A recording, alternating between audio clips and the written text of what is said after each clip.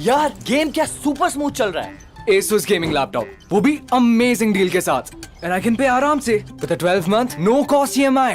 Crazy! कहाँ से लिया? Bro, JBL earbuds at 45% off. उसके ऊपर free Kindle and Audible subscriptions. Can you believe it? अब ये देख। शांति। कहाँ से लिया? Sorry. Hey, you! I'm tracking my run on this new smartwatch I got. Noise का 70% off. Oh, मैंने सोचा ऐसी डील पे मैं भी अपनी फिटनेस बढ़ा लूं. Seamless Bluetooth calling. Hey, I'm running towards you. Yeah.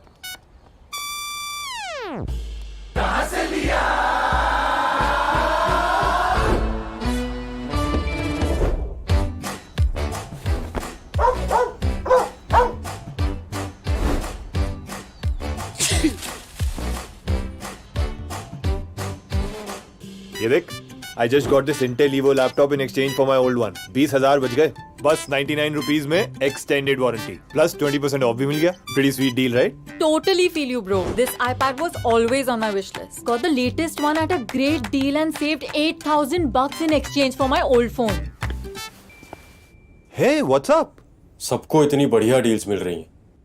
ये सब कहाँ से लिया? Amazon से लिया। Amazon Great Indian Festival से Amazon ग्रेट इंडियन फेस्टिवल पर मिलेंगे इलेक्ट्रॉनिक्स पर जबरदस्त deals, no cost EMI, exchange offer और सेम डे डिलीवरी। अब इंडिया बोलेगा Amazon से लिया।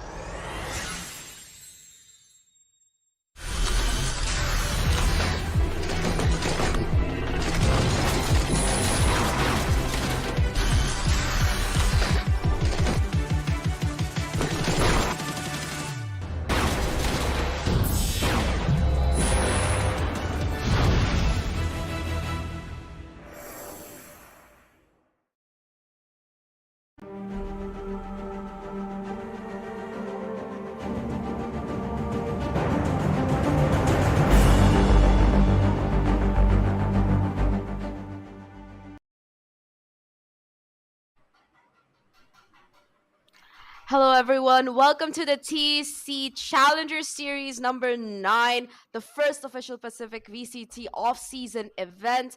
And I'm Zach, and with me here today is going to be Elika on the desk. So before we head into it, though, let's have a nice shout out to our sponsors. We're powered by Amazon Gaming. GPU partner is going to be Zotac Gaming. Gaming partner is Intel. Memory and storage partner Crucial. Laptop partner is going to be Asus. And finally, last but not the least, the broadcast partner for today is going to be Loco.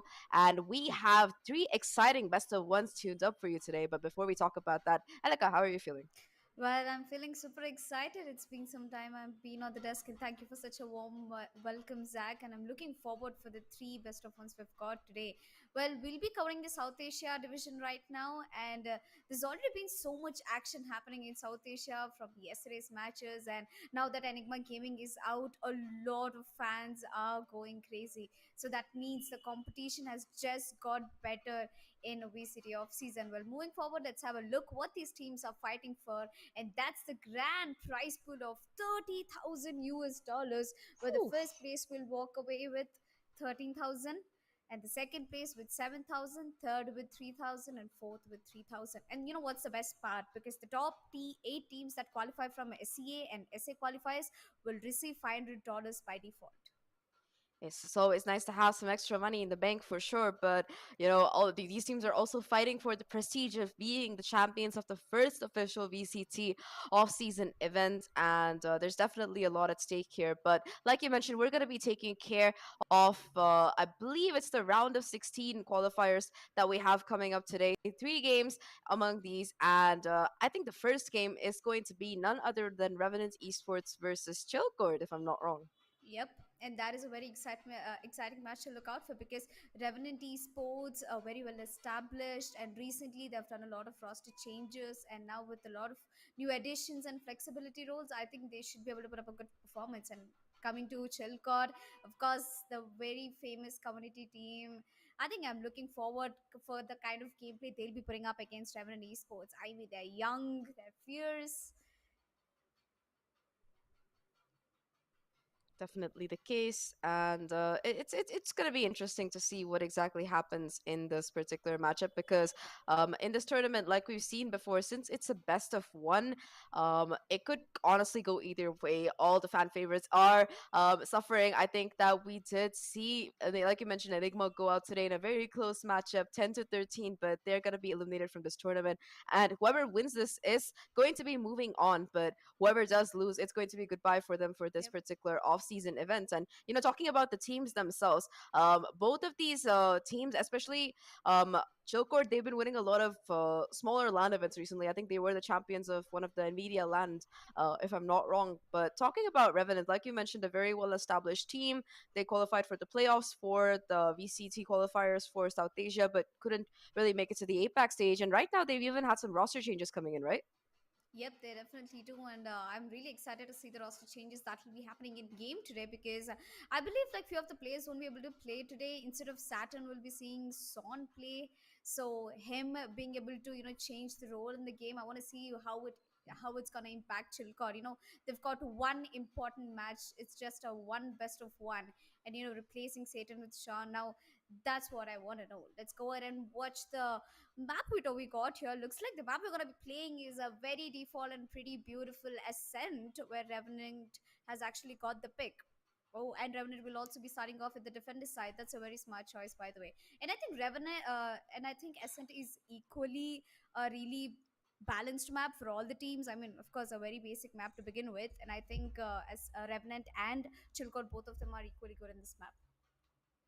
Yes, before we talk about the map statistics, though, for Revenant, they did have a couple of recent pickups. I think that they did have a player transfer over from Reckoning to Revenant, which is none other than Bad Love. He's become known for his chamber play, so as to speak, and consistently puts up the numbers on top of the leaderboard. So I think that he is going to be replacing Knight Rider for this particular event, and we're going to be seeing him playing today. So that's something that I'm excited about. Both Revenants, both Paradox and Bad Love have the potential to be the players players who really rack up the numbers there. And Chilcord, like you mentioned, they have quite a battle on their hands. So looking at Ascent itself for both of these teams, like you mentioned, it's a map that's been around for a while, ever since the game came out, more or less. And they're statistically, at least for Revenant, you could say that it is one of their maps. It's like a good map for them, so as to speak. They have a lot of practice on it. They've played it about 75 times in the last couple of months. And while in the last few events they haven't had much success in it, I think that they have in the past beaten teams like Enigma as well as Orglas 5, for example, on this particular map. So it's definitely a map that they have some practice on. But if you're talking about Chilcord, I think you could say the same, because Ascent, they've beaten ROG Academy, they've beaten Team T69, but again they've also lost. So it's a team, it's a map where both these teams, they've definitely played a lot, but the performance is inconsistent, so as to speak. Both teams have like around a 40 to 60% win rate according to the statistics.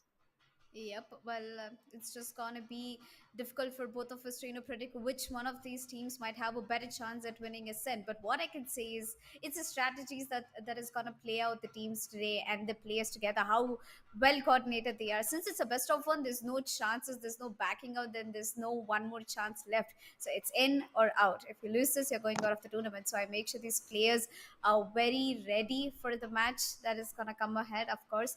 And I feel like Revenant and Chilco are the two teams that I haven't seen going up against in recent times. So it's gonna be fun to watch both of them play against each other. Yeah, I don't think they've ever actually faced off. The brackets have always been in such a way that they've been on the opposite side, and I don't think they've ever had a previous matchup before. So this should be a first, and that's another reason why I'm really excited about this.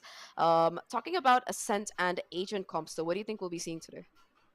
Coming from Chilcot, I think everyone has a flexible role, and mostly they're going to be putting up a double initiator setup on a map like Ascent. But I would like to speak more about Revenant, because we've got so many additions and so many changes in Revenant with Paradox coming through. That's a very strong. Yeah, I think some technical difficulties have come up, but like my co-caster was saying, a W initiator setup is very likely for this particular map.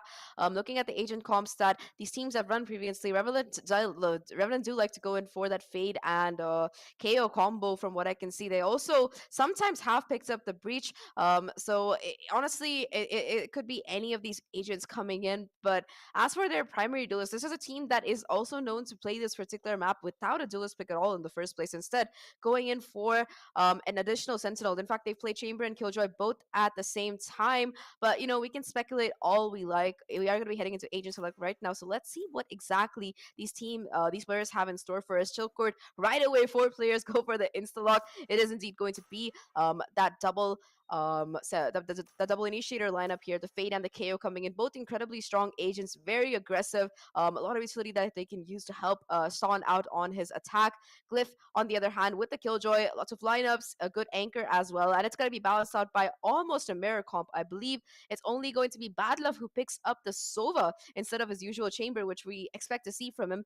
But the man's versatile. I'm sure he can play anything. Aside from the differences in the controller, as well as the one of the initiators, I believe it is interesting to note that, like I mentioned, Revenant, they are going to be going in for that zero duelist triple initiator comp this time around. So that's going to be a lot of utility. But on attack, we've seen this before from teams like 100 Thieves. If you are going to be running an agent comp where you don't have a duelist, an agent that can really Select create your that space, agent. it can prove to be incredibly difficult to make your way into sight. And that is going to be something that Revenant are going to have to be careful about. But since they're starting off on defense, they have a really good chance to rack up a lot of rounds here and really take a lead.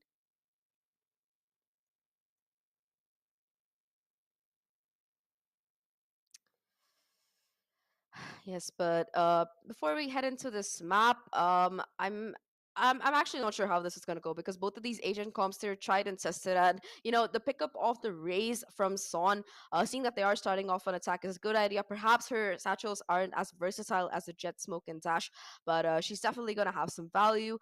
She has a lot of utility as well in the form of the Boombot, as well as the Pain Shells that can not only do damage but can clear a lot of space on a particular site. And of course, it's going to be coupled with the Fade utility to count things in. So you also to, apart from the raise utility by itself, if you combine it with, let's say, a Seize or a Prowler, for example, you can get information, do damage, and especially you've seen multiple times players getting multi-frags with the help of that Seize, so definitely a lot of utility that the team has available there.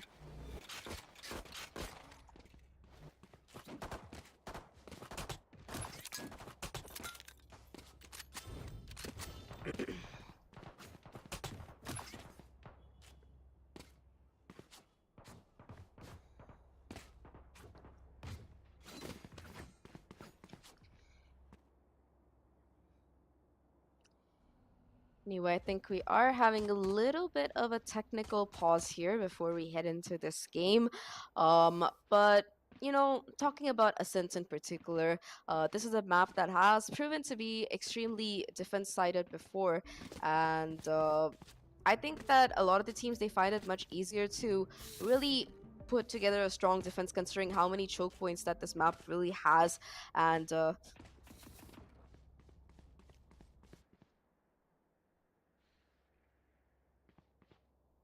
yeah, sorry about that production in my ear. But anyways, I think my co-caster will be back pretty soon, so you won't have to keep getting bored by my voice. But anyway, while this technical difficulty does get resolved, it's going to be interesting to see how exactly this attack pans out from Chillcore, because it seems like they're going to be grouping up towards this A site right off the bat, and you know, the Raze does have a lot of lineups as well as Boombots as well as Paintshell lineups that you can really use to get onto site along with the Fade. I also like that Ascent is a map where the Fade utility can really be used in accord with the elevation. You can toss your Haunt to really be placed on top of the site or somewhere else, but I think that my co-caster is back, so Yep. Elika, welcome back. Yep, that was an oops, but I guess we are back in the action, and I'm really excited for the match to get started out. Well, any predictions, Zach? Now that you've been a lot active in this scenario, you've been through all these lineups, how they're playing out, and for me, I feel like it's just a fresh start. I mean, so today morning, actually, I was doing Game Changers Academy for NA, and I had to cast 3 best of ones, and all 3 of them were on Ascent, believe it or not. So I think that I saw agent comps very similar to this coming in, and like you mentioned, it feels like I've seen it all at this point. But I am also excited to see what exact twist these players are going to be putting in. Chillcore in particular, they've shown a lot of improvement, because this is a team that started out as a very casual team of 5 playing for fun. Just casually participating in tournaments, but they found a lot of success, and they won a few events as well. Really good for them, and I think they've also qualified for some other events over the last few months. So definitely they've been working hard. They got a new coach upgrade as well a month ago. That's a big W. Yep, that is definitely there with, I guess, CA adding, with CA getting added into the lineup. I think Chillcore will just get stronger. You know, looking at Chillcore as, you know, community is one of the favorite teams currently. It reminds me of Reckoning back in the days, I think 5-6 months ago, how, you know, everyone used to go crazy when Reckoning was in the server. I think it's just noble Mumbai competitive servers are like community tournaments, and I think people were going crazy for Reckoning, and in the exact same place we have Chillcore right now, 6 months later down the line. Well, Reckoning has been one of the top teams and will be one of the top teams continuing, I guess. I think their performance has increased a lot. And for a fun fact, we'll be watching a Reckoning Esports match against Asus Academy. It's the next best of one. So, ladies and gentlemen, make sure you're tuned, hit that subscribe button, turn on the notification bell, and of course, like the stream. And without any delay, let's start the first round of the match, going up against Revenant versus Chillcore. It looks like it's going to be a mid to A strat for me.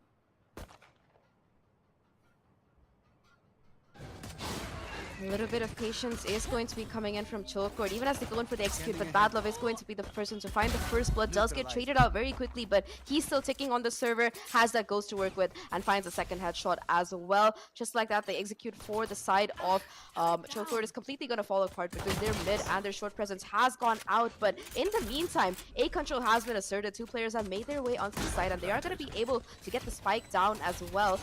It does look like Revenants are going to be in for a 3v3 free retake right now. They do have some utility to work with. That suppression from the 0 point is going to give away the location of Paradox being on Heaven. The shock dart is pristine from Bad Love, doing a lot of damage to the player at main. It's all down to just the Omen here. Finds the kill, goes for the reload. Can Bad Love clutch it out? He does manage to do that, gets the first and the last of the round. 4 to his name, gets the defuse and well. And just like that, Revenant, they find their first round. Yep.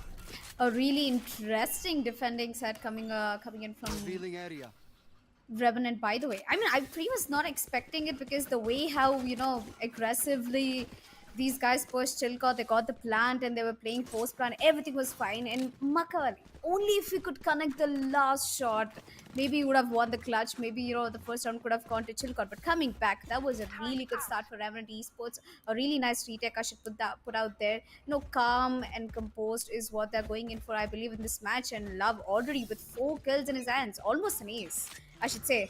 Paradox should be guilty for taking his ace away. There's a prep. Can't use that.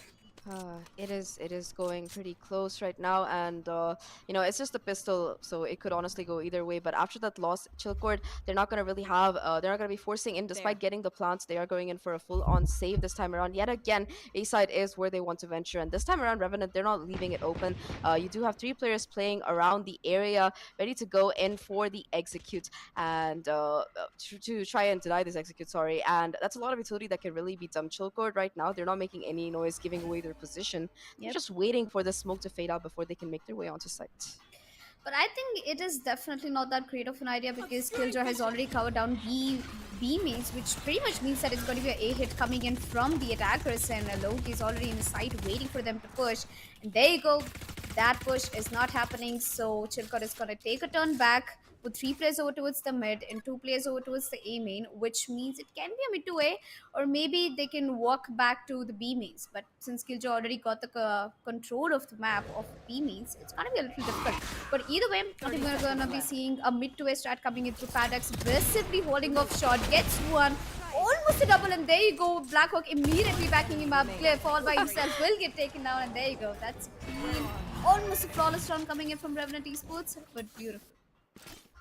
Yeah, they do lose 1 player, but all things considered, it was a good round from them. They managed to really farm up these ultimates. In fact, Paradox is only going to be, I believe, 2 away from the Nightfall heading into this particular bonus round. And they also managed to hold on to most of their guns. So that is going to be 3 Spectres as well as an Ares from Bad Love on that B side being posted up.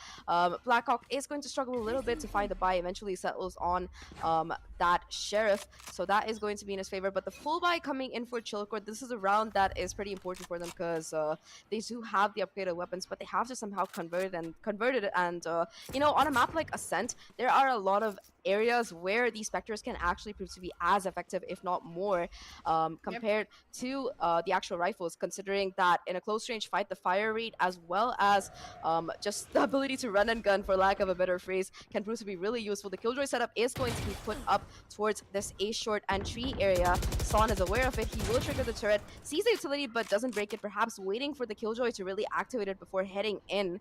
It's going to be 2 players from Revenant who are towards this A and short area. Nobody else is really rotated over though, despite all the noise being made, and perhaps that's for the best, because it seems like a rotation is going to be imminent. Mid control is going to be contested for Blackhawk. Playing in this corner with the Sheriff will be the first point of contact, but unfortunately against that rifle, it's not going to really do much. The Haunt giving away the position as well of the second player towards Market. The Fade forced to break it to not really reveal their position. Unfortunately, Battle is not able to really connect that kill, but he does enough damage so that the trade comes through. And just like that, it's going to rotate over to the A site, but Techno, he gets the kill, but gets brought down to really low HP. Logi trying to play around the smoke on the side, but not really succeeding. Chilcord, they will get the spike down, and they're going to have to hold on for this 1v2 here. Paradox, with that kill, will have the Nightfall available. 5 bullets left in the magazine, but that's all he needs. A 3k on the round, and the clutch coming in. And Revenant, they convert that bonus. What a good round coming in from them. Yes. I should say an excellent round, because this is again one of the most amazing retakes I've ever watched, and Revenant Esports being able to put up such a good performance on the bonus round and getting the guns upgrade as well as round in the pockets, and that's a smart play coming in from Revenant's team, I should definitely say. And Chilcott, they had their oopsies in the round. I mean, they got the bomb planted down, but they should have positioned themselves in a better place. But Chilcott, once again, they have the economy, I guess, for the next round, at least if they're going to go for a save this round. So playing off it economy wise, and I think the Eagles should do the job, at least do maximum damage for Revenant Esports. Now that we're going up against the fourth round, 3 rounds already in the favor of Revenant Esports, including the full buy round going in the favor for Revenant. So Chilcott has to be really careful regards to their economy and the frags and the kind of game they've been putting in. And Love over there spots out Glyph, takes the Killjoy, the Sentinel, down. It's a 4v5 situation, but Sean immediately balances the number. And look at Blackhawk's position. He knows that mid is completely taken by Chilcott. He sees Techno, but he ignores him. Now that everyone's slowly going back. Oh my god. If Blackhawk peaked that position, he would have at least been able to put up 2 to 3 kills. And a drone coming in from Lau. It's gonna give up a lot of position. 4 players over towards B-Man, and it's got to be a B-Man rush coming in through. Love gets spotted out, gets knifed. I think he's just waiting for them to show up at the first rows, and he definitely does. Paradox taking away that kill immediately, shutting down the push coming in from Chilcott. It's a 3v4 situation, and I think Chilcott has to really calmly deal with the situation. Yeah, with 30 seconds left on the clock, they have to go somewhere, and that is going to be right into the crosshairs of Paradox, who is, again, he used his ult last round, is already close to having it this time around with the help of these last 2 kills. 2 more away from that Nightfall to be used yet again, and Revenant, they're looking phenomenal on the defense. The crossfire being held on that B side, on between Bad Love as well as Paradox, was really what completely stalled the Chilcott push. But 4-0 right now in Revenant's favor. It is going to be a full buy coming in yet again for the players from Chilcott. Machiavelli does have his Omen ult available. Glyph is also only 1 away from that lockdown, and we might be seeing a possible attempt at getting the orb and using that lockdown to get an execute done somewhere. Yet again, it is going to be initial mid presence shown as Chilcott players make their way up towards short. It is going to be an A split from what I can see, but there are going to be 3 players from Revenant on the site already. 2 towards this tree area, ready to go. The Prowler from Paradox is going to find information off the back of that. Blackhawk tosses the flash, a beautiful swing, connects the kills as well. That's just like that. That's going to be the spike dropped onto short, and more than that, it is going to be both the duelist as well as one of your core initiators taken out. And yet again, Chilcott, over the course of this mid round, it seems like they don't know what exactly to do here. Yep, they're in a bit of confusion over here. 2 players over towards the mid, and one is still trying to hold it off. Wimp gets spotted out, gets taken down by that guy, which is put down to a 3v3 situation. There's still a good chance that Chilcott can actually make this round into the favor, unless the Astra and Fate already show up in the B-bomb side, and exactly they're going to show up over here. There you go, that guy goes down in the hands of Paradox. Almost another kill for him, but Glyph immediately trades him out, putting it down to a 1v2 situation for Logista. Glyph is already down to very low HP. Machiavelli is standing so close, yet he's got to get away. Spike is getting planted by Chilcott, and it's successfully being planted. It's a 1v2 situation, and Logi certainly has the HP and 1 star. I mean, if he can put a pull back in backside over towards port, he might be able to do something. And yep, he's gonna put the star. Instead, he's gonna smoke. He's gonna spot more of the plays out. Both of them are coming out, and that's a very good pick coming in from Machiavelli. A trade and a clutch for Chilcott, and that's the first round on board for Chilcott. I think that was a really smart round, and I don't know how, Revenant was so close to be winning that round, because Blackhawk went and got a very interesting double kill over towards CA shot, and there you go. That's a timeout coming in from CA from the side of Chilcott, which means they probably have to sit down, go back to the drawing board, and check out what are the strategies that are not working for them. And if they could pull off a 1 round, I think they can make a comeback against Revenant from 4-1 to 4-4. The possibility is definitely there, and I think one thing that I've noticed looking at how Chilcott like to play is that they depend a lot on individual player heroics rather than the entire team playing consistently well together. If a particular player, let's say Venka bot or Son or Satan X pop off that particular day, they tend to win the match. But as a team, the coordination still, it's something that's under work. Of course, they're a relatively new team compared to Revenant. They've only been playing in these tournaments for the last few months, so it's a work in progress, right? You can't criticize them too harshly, but I think that is the fundamental that they're really struggling with, especially against these more experienced teams. And I think they've already shown a great deal of improvement. But last round, that was all Glyph. The man somehow gets a pick down towards mid, gets two more to top it off, and then gets the plant. Helps the team get the plant on the side. I like that Glyph was the one who's swaying first towards the backside, who peeks out of the boathouse, gets the kill. Takes the bullet, but then Makweldi is able to trade it out because he did have a much better HP starting out. Heading into round number 6, though, it is going to be a bit of a default being committed by the side of Chillcore. Never mind, they're just going to be executing towards this B and mid area. They've been taking this mid control very consistently and then deciding where they want to go off the back of the spike, always hanging around somewhere towards mid. There is going to be this Killjoy alarm bot that, as soon as it's going to be broken, is going to give away information that mid is no longer in the hands of these Revenant players. And I think that Chillcore, they're just waiting for some aggression based off of breaking that, but Revenant, they're not taking the bait. They're content to just wait it out because they know that these players have to come to the side to plant the spike, and they also want to try and bait out some of the ultimates that Chillcore really has to play with. They have 4 this round. The Showstopper is available, the Lockdown is available, I think the Nightfall is there as well, and of course the From the Shadows for the Omen. All of these ults are making it much easier for Chillcore to really work with. Yet again, it is going to be Venkabot on the KO leading the charge, pops the null command. Immediately, that's going to shut down all of utility coming in from Wimp and the Killjoy. The Showstopper is popped as well. The Prowler giving away the location of the player. And off the back of that Chokecore, they get the site and 2 kills to boot.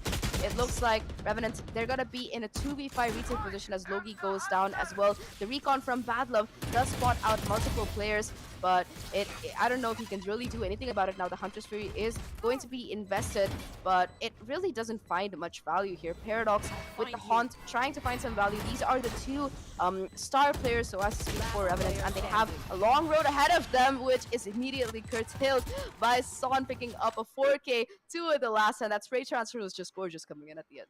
Yep, that was beautiful, and the way he got the entry to the bomb side, he could have almost got the race if he connected that ultimate to Killjoy that was Wim. But either way, Sean, that was a great round with the 4K going up his head, and of course, a very great execution coming in from Chillcore, I should say. I think that timeout really helped them understand what kind of pushes they should be doing, and they are definitely succeeding at it. Coming back, 4-2 is the score, and I think attacking, I feel like Ascent is somewhat a defending side in map, but again, it completely depends on the team that's on the attacking, and I believe Chillcore definitely has good chances of putting the first half in their favor, or at least 7-5 scoreline, or maybe better, equal 6-6, and by the kind of defense setup that Revenant Esports does, that is aggressing over towards B mains. They might leave mid control, but they always make sure they have the main control, like the bomb sides, B main and E main. Look at Revenant Esports completely occupying the map control. Astra and K over towards the A mains, and now Sova and Killjoy, they've completely taken B main, and they're gonna fall back towards mid, so it leaves no space for Chillcore to push with.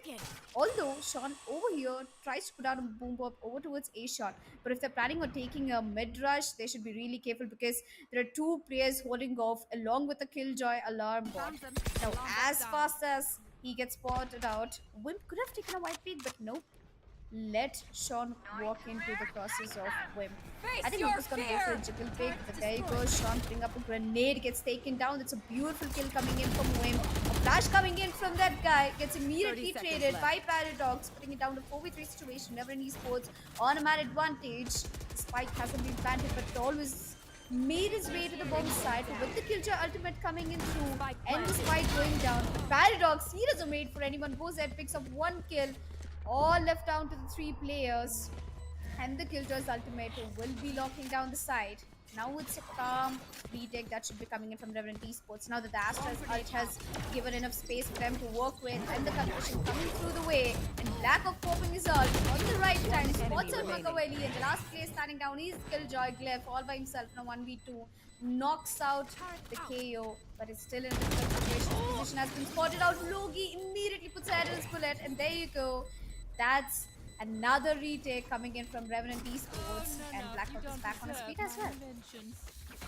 Yeah, they are going to be able to keep the at extra rifle heading into the next round, though. At this point, the economy for Revenant is not exactly struggling, so as to speak. Wimp, he gets one, does get flashed, but the trade is immediate coming in from the backside, and this is something that Revenants have proven to be super good at, not just in this particular map, but overall consistently. They have been able to always trade each other out, and also they have a lot of discipline. Like, you know, I know that Paradox went in for that first kill, but he was capitalizing on timing more than anything. After he got a pick and was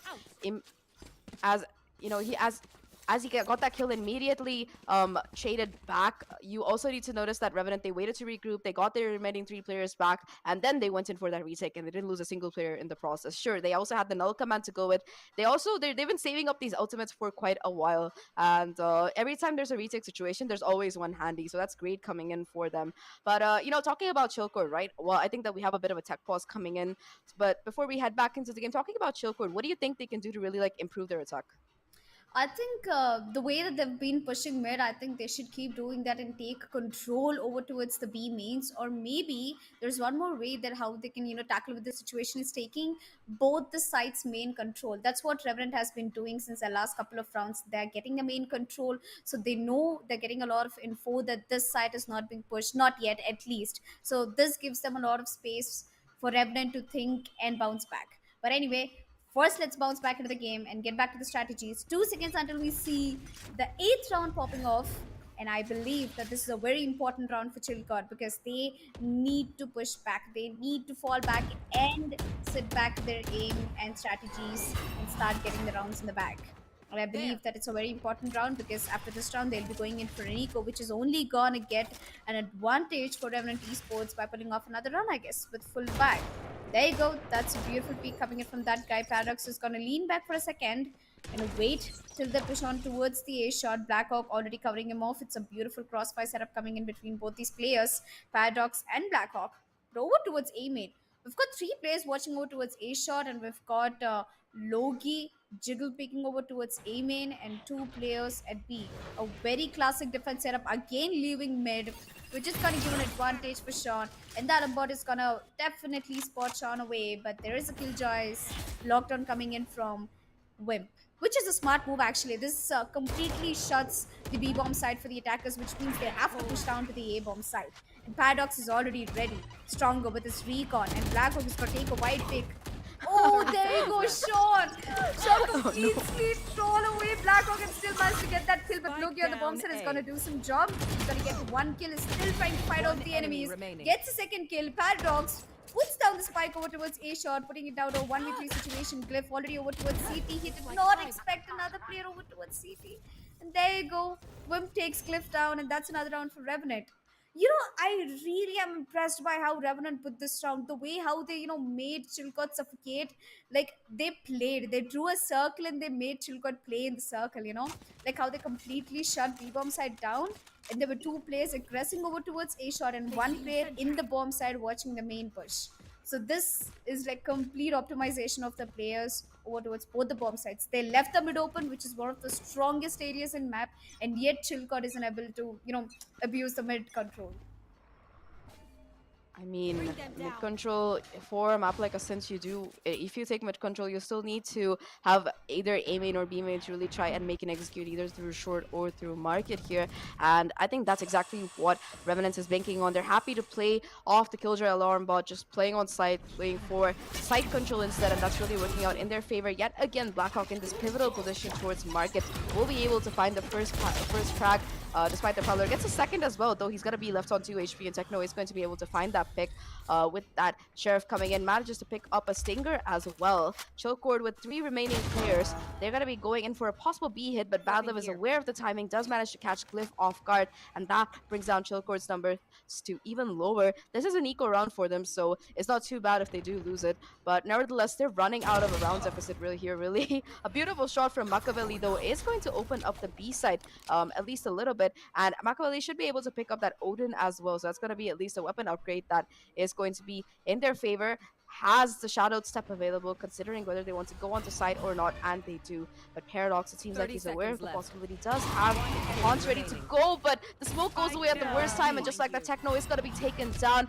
It's all down to just Machiavelli here. Doesn't even have the spike. With 20 seconds left, he's going to have to somehow get the spike back and plant it, or get all 3 of these kills. The first obstacle in his way is going to be Paradox, but it's Wimp instead from Market. He gets that pick, and just like that, Revenant, they extend their lead to 7. But, you know, you made a very interesting point about mid control there, because Chillcord, they're trying to take mid, but they're not really doing anything with it. They're just breaking the alarm bot and then making a call as to where they want to go, and it seems like they're very conflicted as to what exactly they want to do during this mid round. I think that what separates really good teams from great teams is being able to think on their feet and adapt. And right now, Revenant is just doing that at a much higher level than Chillcord is. But heading into this particular round, it is going to be the full buy coming in again for Chillcord. They also have that Showstopper back online and a couple of other ults to work with. So perhaps this will be the round that they need. Yep, definitely an important round for Chillcut, because this is gonna completely reset their economy. If they lose this round, they might have very less chance of putting up a good first half score. But either way, once again, Revenant doing what they're good at is taking the main control, or at least, you know, delaying the push of Chillcore. But over here, we can see that Tekna has somehow managed to get the control over towards the A main. Their stars are ready. It's only Logi watching over towards the side. He gets spotted out, and there's an immediate push coming in through Sean with the grenade. But Logi, so good with his aim, is going to put a bullet in his head. There you go. Paradox gets taken down, but Loki is still alive in the bomb site. He did as much as he could, but over there, KO going in for a double kill, and Machiavelli unable to shoot the recon. But over there, we've got Blackhawk coming in from the shot. A beautiful kill. It's a 3v3 situation. Machiavelli immediately putting an end to the Wim, making it a double kill for him. Battle Up goes down, all in the hands of Blackhawk. Gets immediately traded by Glyph, and that's the 3rd round for Chillcore. A very beautiful round, I should say. But Sean, that was like an immediate denial of entry coming in from Logi. I expected, like, you know, Sean would get that kill, but maybe it's just a satchel miscalculation, I believe. Maybe, but you know, more than the kill onto Sean, I feel really bad for Venkabot, who is that guy, I believe. He's just standing in front of the door, and the smoke as well as the door break at the worst time possible. He just gets caught in the open, and after that, of course, Chillcore do manage to swing back, but that's a really unfortunate situation for that particular player. Either way, though, after that, it is going to be a little bit more money in the bank right now for Chillcore. They do manage to also get Venkabot's null command online, so that might be the out that they're really going to be using to head into this. Yep, they have popped it. They're going to be going into the B side right now. The Nightfall being committed to try and counter this push coming in from the backside. That's going to give away Paradox's location, but there are 2 players towards this backside, Paradox and Bad Love, keeping the spike from going down. Logi as well from the CT with the back. I mean, just like that, Chillcord, even though they're on the B side, they're not. They have to still get kills towards the back. Glyph and Machiavelli find 1 each, though. It's all down to just these 2 remaining players from Revenant.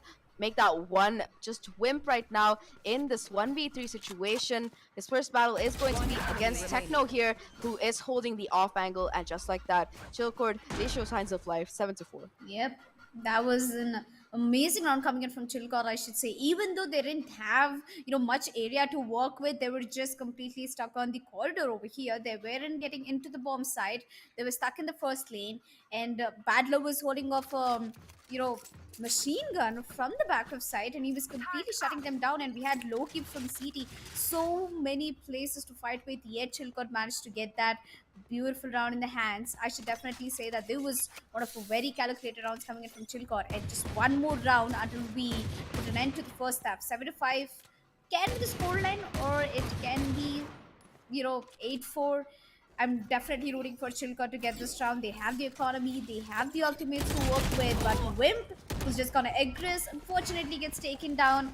He did not expect the players to be over towards the B main and had a Spectre in his hand, and there comes a Nightfall. It's an ultimate coming in from the Fade in the attackers, and an ultimate counter ult coming in from Bad Love. He's down to 27 HP, barely any HP to work with, and that gives an entry over towards the B-bomb side, and there you go.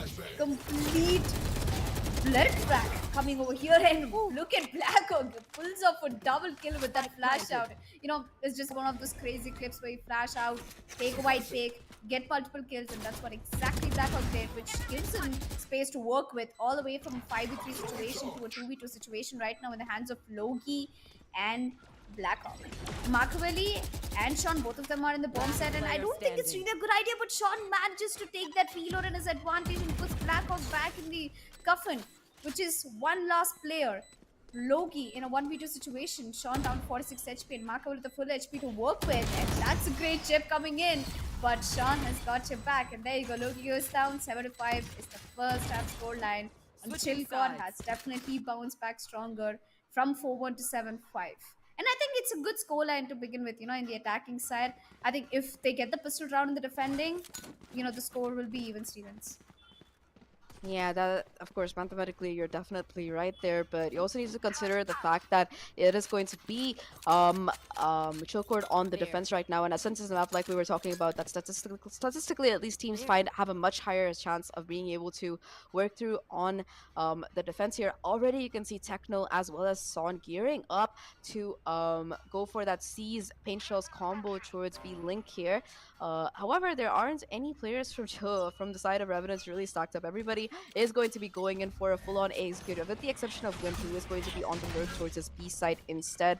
That 0 point is going to give away the information as to the fact that there is at least one player on the side, the Killjoy utility as well, revealing that this is an area that you really don't want to push into on a pistol round, because the Killjoy utility as well as turret basically functions as like a 6th player on this particular round. They are going to be regrouping towards short instead, with the spike as well. So with the help of that Prowler, it is going to be Astra pushing up first, Bad Love as well as Paradox to follow. 3 players right now on this A site to try and contend with. The Boombot being invested by Sean to check if anybody has pushed up close onto Cat. Is not exactly going to find the correct lineup. He is also going to be revealed by the Recon Bolt to make things worse, and just like that gear switch over, it is going to be B where the execute is imminently coming. It seems like, but that too is a fake. Right now, Revenant is faking everyone, including the casters here, as just like that, they go back and look at Paradox's position. He's already in the defender's spawn, getting the first blood finally after 1 minute of the round. It is going to be the first kill coming in, and just like that, Revenant, they find 3 to themselves. It's all down to just Techno in a 1v5 on this pistol, and the round went so quickly, like it just got converted so fast. It's all down to Wimp, who does win out that 1v1, and it's going to be a flawless pistol to start things off, and Revenant, they get themselves to 8. Yep. Oh my god, Revenant, what was that? I was so confused midway through the round.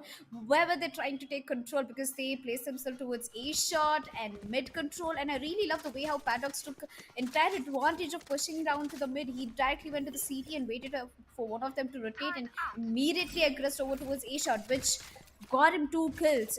Eventually, Sean had to push A shot because there was a CT push coming through. He was gonna die either way. And that's one of the smartest rounds I've seen so far from Revenant, at least in the pistol way. They completely debated Chilcot, I should say. But anyway, now that Chilcot has learned the lesson, no quick rotations as of yet. They're going to be playing very closely over towards Asia, so they have to be really careful in order to take this crossfire seriously. Logi already gets the first entry on towards Wenka, leaving Sean to a very close angle over towards A-shot. We've got 2 players that Killjoy has already taken over towards the A-main control. But if he's going to go ahead and peek A-main, he might actually find the spike. Sova is starting over there with the spike. Sean's position is revealed. I think he's going to go back on the bomb side. Nope, I guess Bad Love is going to take Cliff down, which puts us Sean all by himself over towards the A-bomb side. But if Revenant is planning to go for an A-shot push, they should definitely go, because there's barely any players left over there. And Wimp watching out the backstab, watching out the rotation.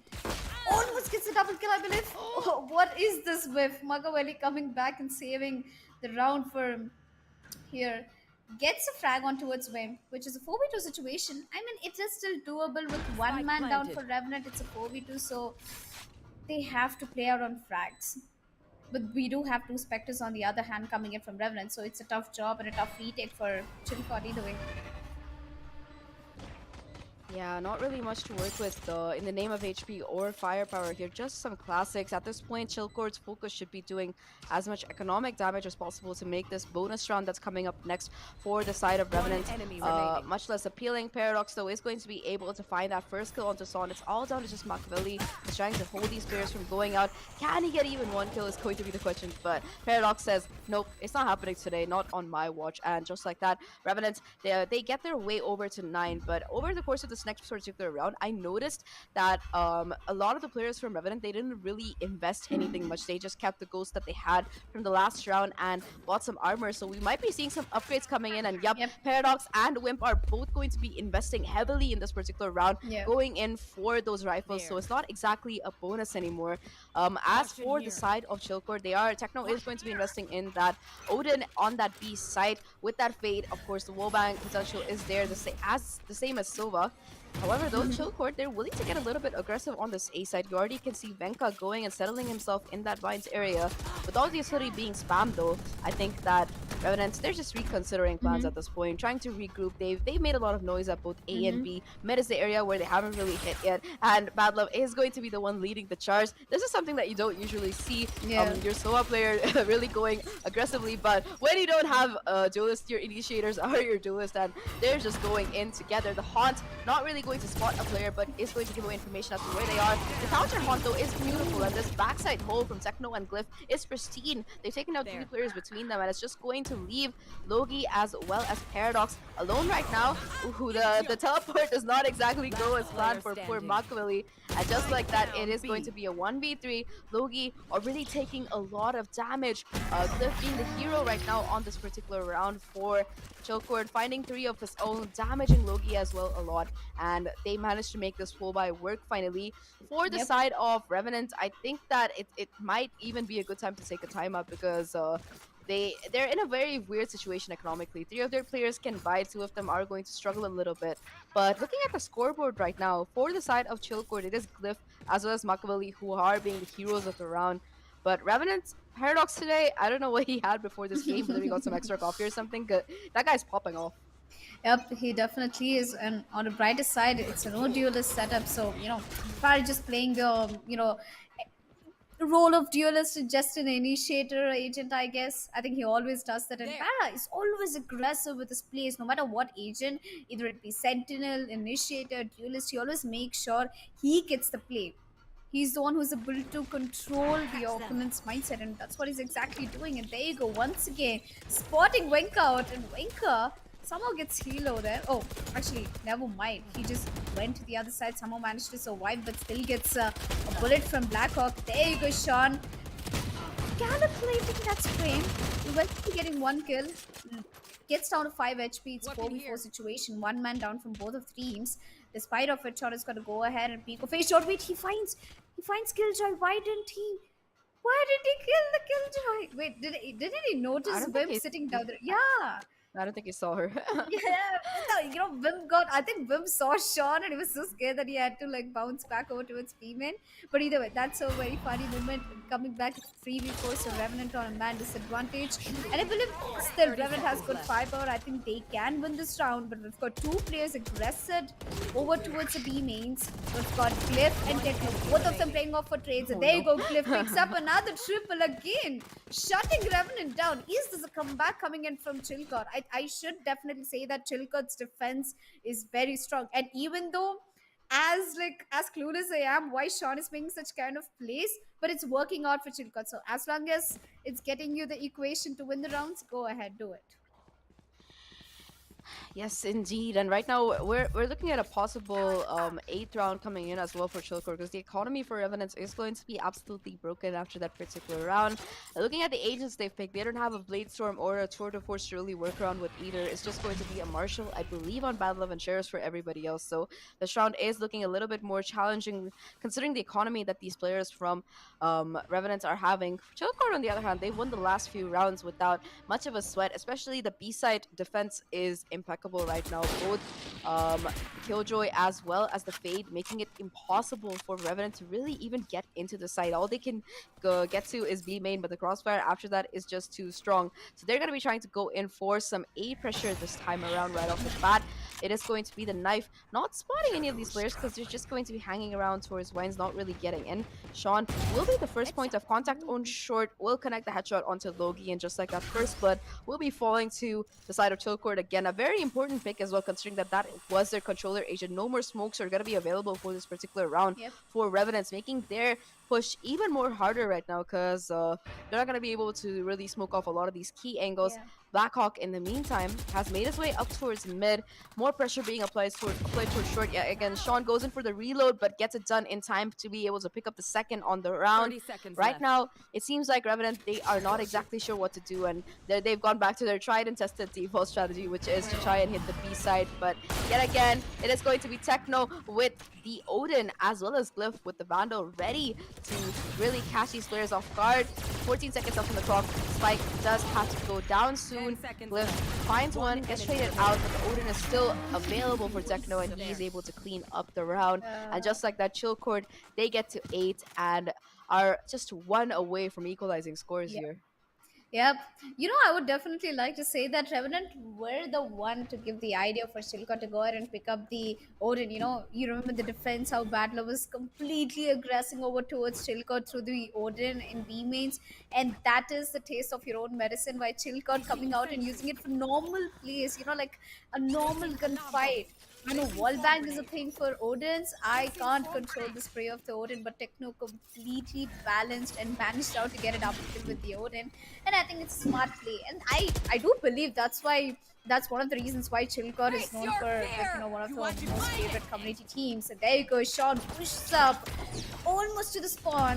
And there you go, gets the kill on towards Wim, on towards B main. That means the lurker has been cut off and Sean is behind Team Revenant Esports. Revenant, they get the plan successfully. It's a 5v4 situation. Over here we've got Chilcot with a man advantage, and Loki, is that really a good idea to go ahead and push up? Yep, gets one, gets aided out, and Techno again doing wonders with the road in a triple kill. What is this man made of? And I think machine gun's really suiting him very well, and Love right now, all by himself. Left with a Vandal, will get taken down by Glyph. The defuse will be taken down, and Chilcot, that's a comeback, ladies and gentlemen, all the way from 7-5 to 9-9, and here we are. Oh, 9-9, that's a nice reference. Yes, they do manage to get the scoreline together, but the difference between Chilcourt and Revenant right now is that Chilcourt, they have a lot of money in the bank. They have those ultimate stars stacked up. You have the Showstopper available for Sean. I think that you also do have the Killjoy ult still in the pockets of Wimp, who didn't really invest it. They just went for the Nightfall and the push off the back of that. So they do have a lot still left to work with. The economy really healthy as well. The same, however, cannot be said for Revenants, because even though they might have an ult or two, they just don't have enough money for a buy. And this timeout should have been taken a couple of rounds ago, because right now, heading into this next round, I'm not even sure if Revenant does have a buy coming in.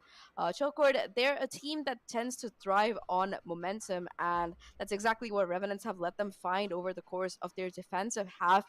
They've managed to put together about four rounds in a row right now to equalize the scores here, and things are looking a little bit rough right now for Revenant.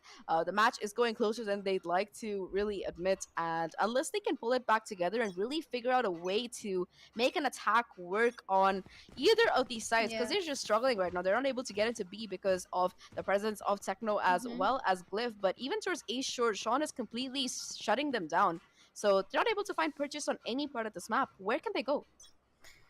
I think as good was Chilcot was in the attacking by taking the mid control, and I think Revenant is equally good by taking mid control. But the problem here is Revenant is not completely committing over towards the mid control. They're getting one pick, they're bouncing back, and they're moving towards either of the mates. See here. It's so easy for Revenant to get the mid control. They push up towards the mid. They know that they're inside the market, but in few seconds they'll bounce back. And there you go, that guy Venka coming in through a wide flash, and that's almost the whiff coming in for him. Well, saving the respect, gets one kill, and there comes the satchel from Sean. Spots two of the players out, gets one, gets traded by Bad Love, and Venka coming in for the save, takes the trade out. A quick round for Chilcot, I should say. They will be taking on the lead. Well, that was, oh my god, this was Oh, this no. was the moment I was like, Venka, come on, one Same kill moment. for the respect. classic SA moment. I'm kidding. It happens to everybody, including me in my ranked games. But yeah, so off the back of that chill court, they find the lead. And remember, this was the scoreline at some point. It was 7-2 for Revenant, and right now they are 9. Chill court is at 10. They have the lead. They have the ultimates as well. They still have that showstopper. They're also just one away from that null command for Venkabon. For the side of Revenant, though, this is the last chance that they really have to keep this map from completely snowballing in the favor of chill court here. They do have a killjoy set up this time towards this A short area, which is interesting because all of this time it's been around the B side, and perhaps they hear the killjoy or they decide to reevaluate tactics and go somewhere else. A short is going to be where Paradox is leading the charge, Loki following Yep. the Prowler to see what exactly he can do here, and after that it is going to be a push coming in towards mid. Venka caught out in the open, 4 players from Revenant converging on him, and they find the kill. That finally the first blood does go in the direction of Revenant Esports instead of chill court, and just like that, A-Short looks a little bit more vulnerable. They are going to be walking back up there, but Glyph is still holding this position, and ooh, but that knife is going to detect him. He pushes through the KO fragment, gets onto site. His position is known, and just like that, the wallback attempt is made as well. For Chilcourt right now, with 40 seconds left on the clock, they're losing players one by one, and this defense is falling apart. Techno is the last hope out of his reset. Still has his trusty Odin here, spraying for dear life. Sean with the showstopper though goes huge, and just like that, things turn around. Chilcourt though, it's a 1v2. This is still clutchable, unless of course Bad Love has something to say about it. He finds the headshot, finds the kill, the round on top of that as well, and scores yet again come back head to head. Revenant, they stabilize. Well, that was fun watching 4 rounds of back-to-back Chilcot putting up a great show, but that was a close round for Chilcot, I should say. Sean got a double. Techno with that Odin, he completely was putting off an aggressive play. That would have been a round for Chilcot, but again, R&T, as long as you have Paradox, is a smart player. And look at the ping coming in from Revenant Esports. Everyone has 8, 9, 6, barely like nothing past 10. So with the ping buff, I should say definitely they're getting a ping buff. And Paradox buff, of course. He's sitting down there with 24 kills with Fade. Like, now I should question myself. What is the difference between a Fade and a duelist? I mean, if it's Paradox playing, I definitely see none. You're definitely right there. Like, whatever Agent Paradox does pick up, we've seen him on the Neon as well. He puts up the same kind of action-packed performance. Sean getting a little bit too over-eager on that B side. The Killjoy ultimate was a fake, and he falls for the trap. Gets that first blood yet again into the hands of Revenant Esports. Techno left alone on this site, but still holding strong along with that guy here. Pops. Becca does pop his ultimate to try and hold on to the site. We'll have the backup as well, and things are going to be brought back to a 3v3. Bad Love has made his way onto the site, but the spike is still hasn't been planted. It will finally go down now that the kill has been found by Wimp. It's going to be a 2v2 right now. Things could go either way. Bad Love after that plant will have the Hunter's Fury, will connect the first tag onto Machiavelli, gets the second as well as the Omen unfortunately walks into his crosshair. Glyph though on this flank will be able to find that first kill. It's going to be a 1v1 right now. Bad Love with that Sova utility is going to be able to tag out Glyph, buying himself a little bit more time. He's going to be pushing out as well with the aggressive position, but the Killjoy is going to be watching for a possible flank here. It's going to come down to this 1v1. Glyph seems like he's aware of where exactly Bad Love could be, but Bad Love is going to give away his position with that particular pick. It is going to be the recon coming through. Glyph gets distracted, but there's no time. Bad Love, all that time that he brought off the back of the plays towards CT is going to get Revenant the round. He dies, but in the process, he still gets a win. And just like that, Revenant, they retake the lead. What a round from him. Yeah, a series of misfortunate events coming in for Chilcot and Revenant both. I mean, this has become hilarious. I've seen Chilcot do a very serious comeback all the way from 9-6 to like 9-10, and they were on the lead, and that's when the trolls started coming out. Wenka just messes up the spray. Marcavelli, I for 1 second when he dodged the ult and moved to the left side, and I was like, oh, I should really start learning. And then he eventually jumps up into the ult, and I'm like, nah, nah, nah, nah. But either way, it was a good start for Revenant, bringing back their momentum up in the game after losing, I think, certainly 5 rounds back to back to Chilcot. But it's a close game now that Revenant has got their lead back. 11-10 is the score. One more round for them to go down for the match point, and Chilcot right now has to really focus. That's the second timeout in the game coming in from Chilcot, I believe, and CA. I think he's going all in for this game. This is the closest game and the first time that Revenant was going against Chilcot. This is a very good opportunity for Chilcot to showcase their talent and to defeat one of the very good teams. But Revenant, they are good at what they do. They have like good practice and they've been together for quite some time. And I think on the paper, Revenant is the strongest team. But Chilcot, they're the community's favorite. They can make miracles happen. I mean, they definitely made from 9-6 to 9-10 happen, and now 11-10. But if you ask me in a close quarters, I believe that it might be an overtime coming in from these teams. I mean, it definitely is a possibility, and I was just looking at the bracket, but I will talk about that later. Right now, it is going to be Paradox and Bad Love punishing this excessive push coming in from Sean and Venkabot.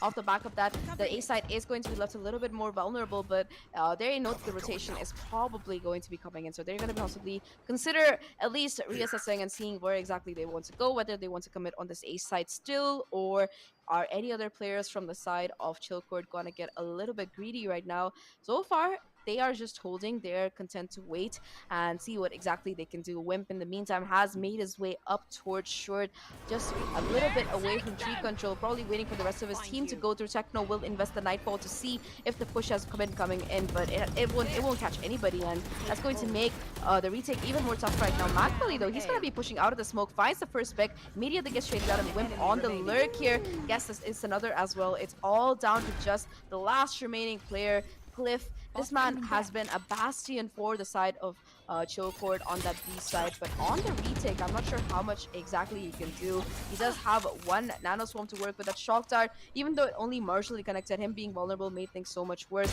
Already, you can see Bad Luck playing aggressively towards Heaven, doesn't get checked, and just like that, Revenant, they find 12. The timeout not having as much impact as Chilcourt would have liked.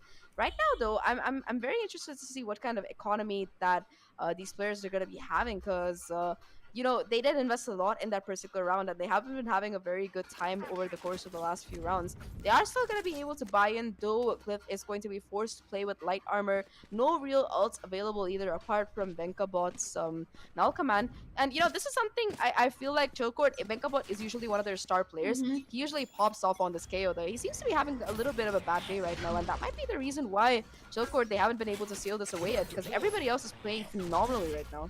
Yep. Definitely a phenomenal gameplay coming in from both the teams, and it's a close score, and I really want Chilcot to make a comeback so we can see an interesting and a nail-biting match if it goes to an overtime. But coming back, Revenant Esports on the other hand, as we know, they're trying to take the mid control, and maybe it could be a mid-to-way strat coming in through, but we've got 3 players impressed over towards A-Shot already. Sean keeps playing that, same position, but somehow manages to get the most of it in the A-Shot.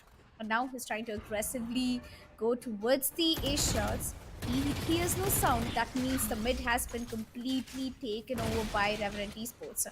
Although, on the brighter side, Revenant has mid control, but Marcavelli is trying to look out for the crossing from the mid to the market. 40 seconds left on the clock. Revenant has to call out one bomb side, and I think it's going to be a bomb side. Blackhawk with the spike. Easy got to be the first point of contact is my question, and he definitely has got to be, and gets the kill on towards Sean. A beautiful kill. Blackhawk gets the second one. A 5v3 situation. The retake seems a little difficult as the spike is going down from the side of Revenant Esports.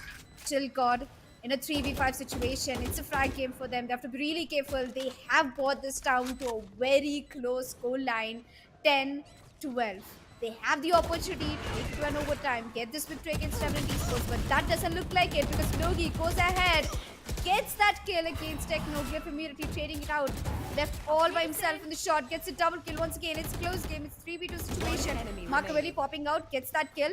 A 1v2 situation. The spike is almost getting diffused. Blackhawk peeks out, gets taken down, and that's one of the best attacks I've seen so far from Chilcot. Or 3v5 Zach, can you believe that? Glyph putting out a very insane play over there. Now it clearly shows how important or what kind of an asset Glyph is to the team. Yeah, Glyph has definitely been the bastion on this defensive half for the side of Chilcord, and it was a 2v5 actually. It felt like Glyph managing to find 3 on the round somehow with backup from Machiavelli on the Omen. Both of these players have been so phenomenal for their team, and just like that, there are going to be the lockdown as well as the null command available for Chilcord to keep this map from slipping out of their hands, to possibly push it into overtime. Again, A short is going to be where Revenant are going to be setting their sights on, at least on the onset of the round. They've already managed to make their way up Cat, clearing out this corner before they go forward. And Sean, yet again, is going to be the first point of contact. Will peek out, will get spotted to boot. A lot of utility going to be spammed in its general direction, but spam is good from him as well, as he manages to tag up Paradox quite a bit and also get that pick onto Logi. The trade is quick though, when things are going to come back down to a 4v4 here. The null command being popped from Blackhawk as well off the back of that kill will buy Chilcord a little bit more time. Will buy Revenant a little bit more time. It will keep Chilcord's Glyph from really being able to use that lockdown anytime soon. Techno will find the trade, however, and now that they have control of this tree area, they're going to be investing the defender lockdown here. It is going to be Wimp who is struggling to really stay alive, stuck in that corner, has to somehow cross out, but Glyph is going to be watching for it. The kill's coming in quick. It's all down to just bad luck here in this 1v3 situation. They know it. They expect this position. He goes for the peek, gets somehow too, but Glyph's Nano Swarm is going to be the game changer right now as Machiavelli, he finds the defuse, and we are heading into overtime for match one from between these two teams, and a beautiful round from Chilcord. It was just so clean. Yep, as predicted, it was another crazy round coming in from Chilcot. I should definitely say, look at the way how calmly they deal the round. You know, it was brought down to Wimp being it shot, and all the 3 players looking over towards A shot. The way how Techno bought the Odin buff into this play, at least on the second half, he seems like he's doing really great. 18 kills, 23 kills for Glyph over there. I mean, he's doing really good over towards Sentinel.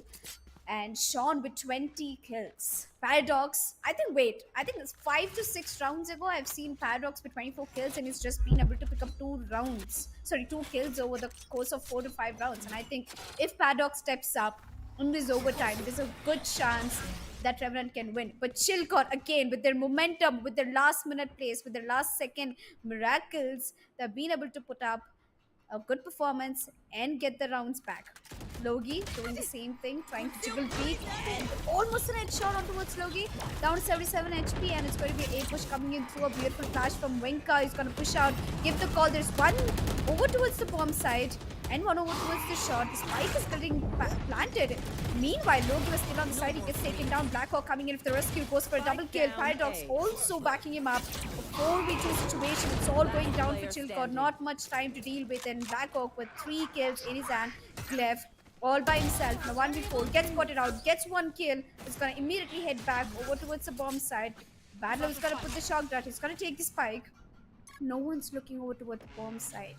40 seconds. Glyph can completely rotate towards the B bomb side, or he can just go to heaven and take a peek. Puts down the turret. He confirms his location on the bomb side. He's trying to take the plant, but they can be a short push coming in through. 30 seconds Smart left. play coming in from Glyph. His position hasn't been revealed away, and he goes for the peek over towards the shot.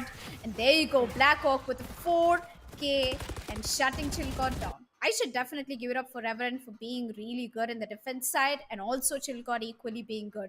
That both teams have brought it down to an overtime, but currently Revenant is on the lead with Blackhawk and a 4 kill from him. I mean, I really want to see one of the aces, one ace coming from at least one of the players. Yes, and you made a very good point there. Looking at how these teams are playing, I think that it's going to come down to who can really capitalize and win out that first attacking round, because they've both proven to be really strong on defense. It's just attack that's giving them a little bit of trouble. CA is going to be taking this timeout to make sure that Chillcord, they don't let things slip out of their hands, because like you mentioned, Revenant does have the lead, but let's talk about that retake, or at least that attempted retake coming in from Revenant. Beautiful haunt coming in, revealing the position of multiple players, and off the back of that, both Blackhawk as well as one more player were able to capitalize huge and find a lot of picks. Paradox and Blackhawk finding two uh, 2 and 1 each respectively, if I'm not wrong, and that completely just destroyed the push for Chillcore, because even though they got that first pick initially, they were not able to even plant the spike. It got down to that kind of oppression. Of course, Venka made a little bit of a misplay as well, pops the flash, tries to go running in, but nobody was really impacted by it, and he just ends up swinging into two people who are just watching the angles. So a little bit unfortunate coming in for Chillcore there. Their attempt to take the A side doesn't really go in their favor. Revenant, though, it seems like this time around they're not going to be messing around. They're going to be going in for a possible direct hit onto this A side here. You do see Paradox is going to be the one yet again jumping on top, taking a peek to make sure that there aren't any pesky operators available, or there isn't anybody aggressing over. The information has been given away though that there are players from Revenant towards this A man. Yet again, they're going to be booking it towards this A short area instead, because the push to tree has worked out much better for them than any of the other attack attempts that they've made. Off the back of that Prowler, they are going to clear out these close angles, and Logi is going to be the person to take the first fight and wins it out against Sean. That's going to be the first major kill heading in the favor of Team Revenants here. A major pick as well, because that is their race player. That's the one with a lot of utility. And yet again, the Revenant, it seems like they're considering going towards B, but perhaps remembering all the times they've been stopped by Satan as well as Glyph towards that B side. They're just gonna be like, you know what, let's just go back to A instead. We already got a pick there. It can't be that difficult. However, breaking that alarm bot is going to prevent the rotation of these two players from this B site onto A until the spike is going to be spotted. Paradox is going to be running in. Machiavelli does get spotted out. However, he still is able to hold his position and even gets a kill through the smoke. But the trades are quick right now. The defense for Chillcore has completely fallen apart, and the A side is completely open. The last two remaining players, what exactly can they find is going to be the question. Cliff has been the hero for the side of Chillcore on this entire map, but how many heroes can he really pull off? The answer to that is going to be none on this particular round. It's all down to just Techno in this 1v4 situation. Does a lot of damage, gets the first pick. He has to get 3 more though, and the clock is ticking. He has to find the defuse on top of everything else. Knows that there's a player who's going to be playing under Heaven. Ops the Haunt as well. Knows that there are players towards shorts to get the second. How many more can he find? Gets 3, but the fourth will not follow through. And just like that, Revenant, they take this map 14-12 in overtime. But Chillcord, I generally think they almost had it there. I mean, I should definitely bore out a Chillcord by the kind of way they were handling the entire pressure of them, and they made the comeback almost. And Techno, only if would have got the last kill, there might have been a chance that he got the defuse done and got the round for Chillcord. But at the end of the day, Revenant won, and they outplayed Chillcord. I should definitely say that, because there were a lot of moments where Chillcord could have completely taken over their momentum, where Glyph got that, almost a match point round in the hands, and they had to come back and they got into an overtime. There were many chances where Revenant could have broken off their momentum, but they kept setting back, like Paradox same in every spray. But coming back, Revenant Esports, congratulations for you guys winning out. But Chillcord, you guys have definitely put up a show over there, taking it in overtime and competing at such a higher level is very difficult. I should definitely say, for the kind of experience and the paper, like on paper, the kind of experiences that these players had, they definitely put up a show over here for all the fans. Yeah, I think we've already had one upset for the day. People don't really want more. So unfortunately, it is going to be Chillcord who are eliminated from this tournament, but a phenomenal performance coming up for them, especially Glyph. I like to highlight this player in particular for Chillcord. He single-handedly almost carried the defense on that B side. So many rounds, he was the clutch player, along with, I believe it was Satan on the Techno. Fade, yes. Yes. Techno on the Fade, yes. So both of these players, they've single-handedly held on the B side. They pulled off a 2v5 retake and a lot more that they did. But let's take a look at how it played out by the end. I think the highlights are ready to go. So Yes. it's going to be starting off with this 4K from Bad Love. This was insane, Alika. Yeah, I mean, it was a great start for the game, I should say. Bad Love, getting that confidence at the very start of the round, pulling up a 4K, almost an ace, I should say. That would have been incredible if it did. But Paradox also joining him in the frag game in the second round, and that was just an uphill for Revenant Esports. They kept getting rounds back to back. It was almost, I think, 4 rounds until Chilcod was able to put up 1 round in their favor. And Paradox, I think the complete first half was completely dominated by Paradox and his aim. He was getting everything, it was his game.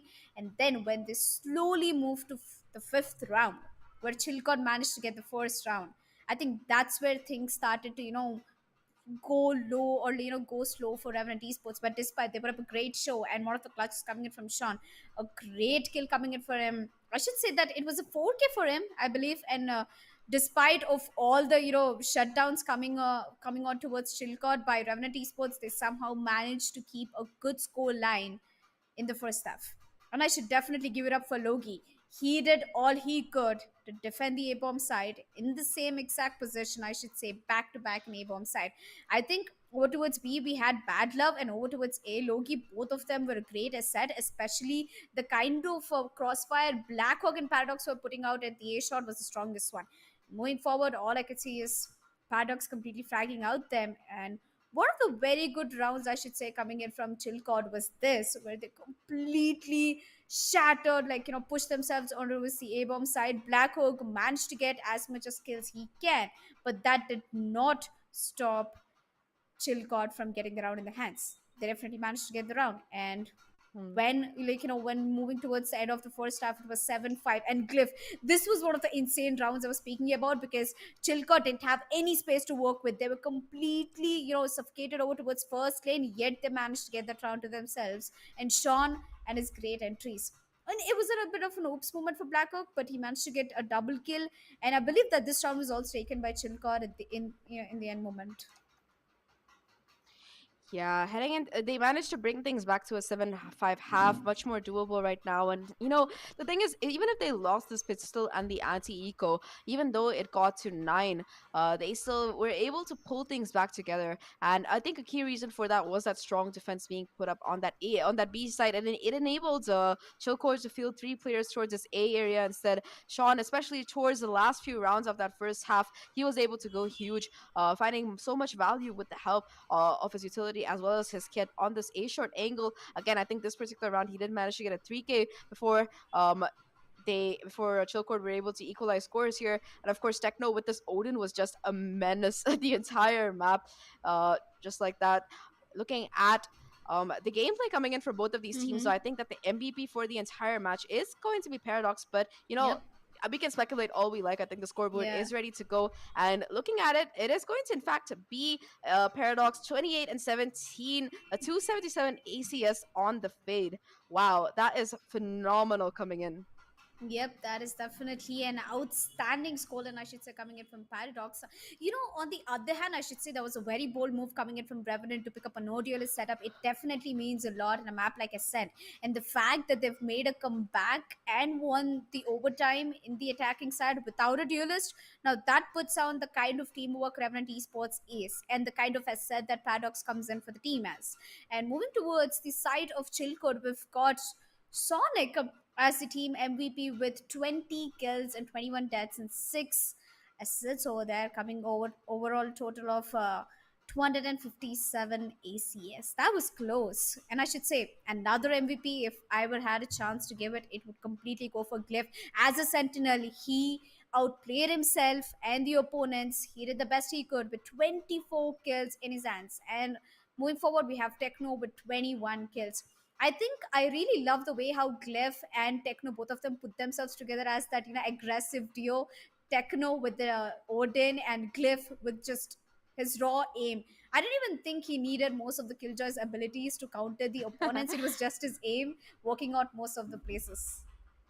Yeah, I mean, I think we did see his lockdown finding a lot of value on, especially during that last round where Chilcord were able to push it into overtime. But like you mentioned, his aim was pretty phenomenal. Sean as well getting a lot of damage in, but unfortunately, that is going to be the end of Chilcord's run in this particular tournament. However, don't think that it's going to be the end for us today because we do have two more matches coming up. But before we talk more about them, I think we're going to be taking a small break. So we'll be right back. Stay tuned.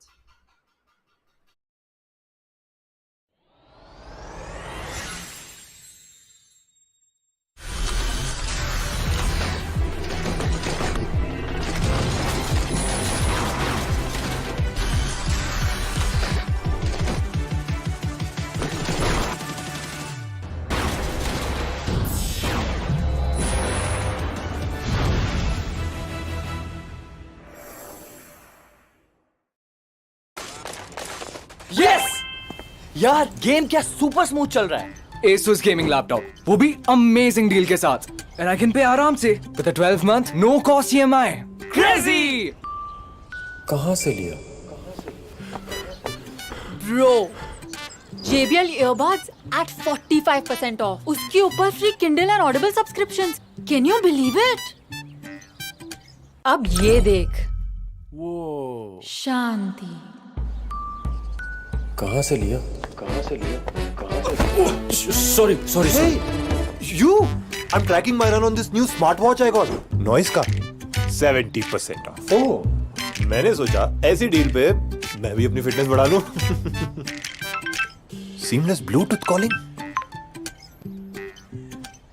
Hey, I'm running towards you. Yeah.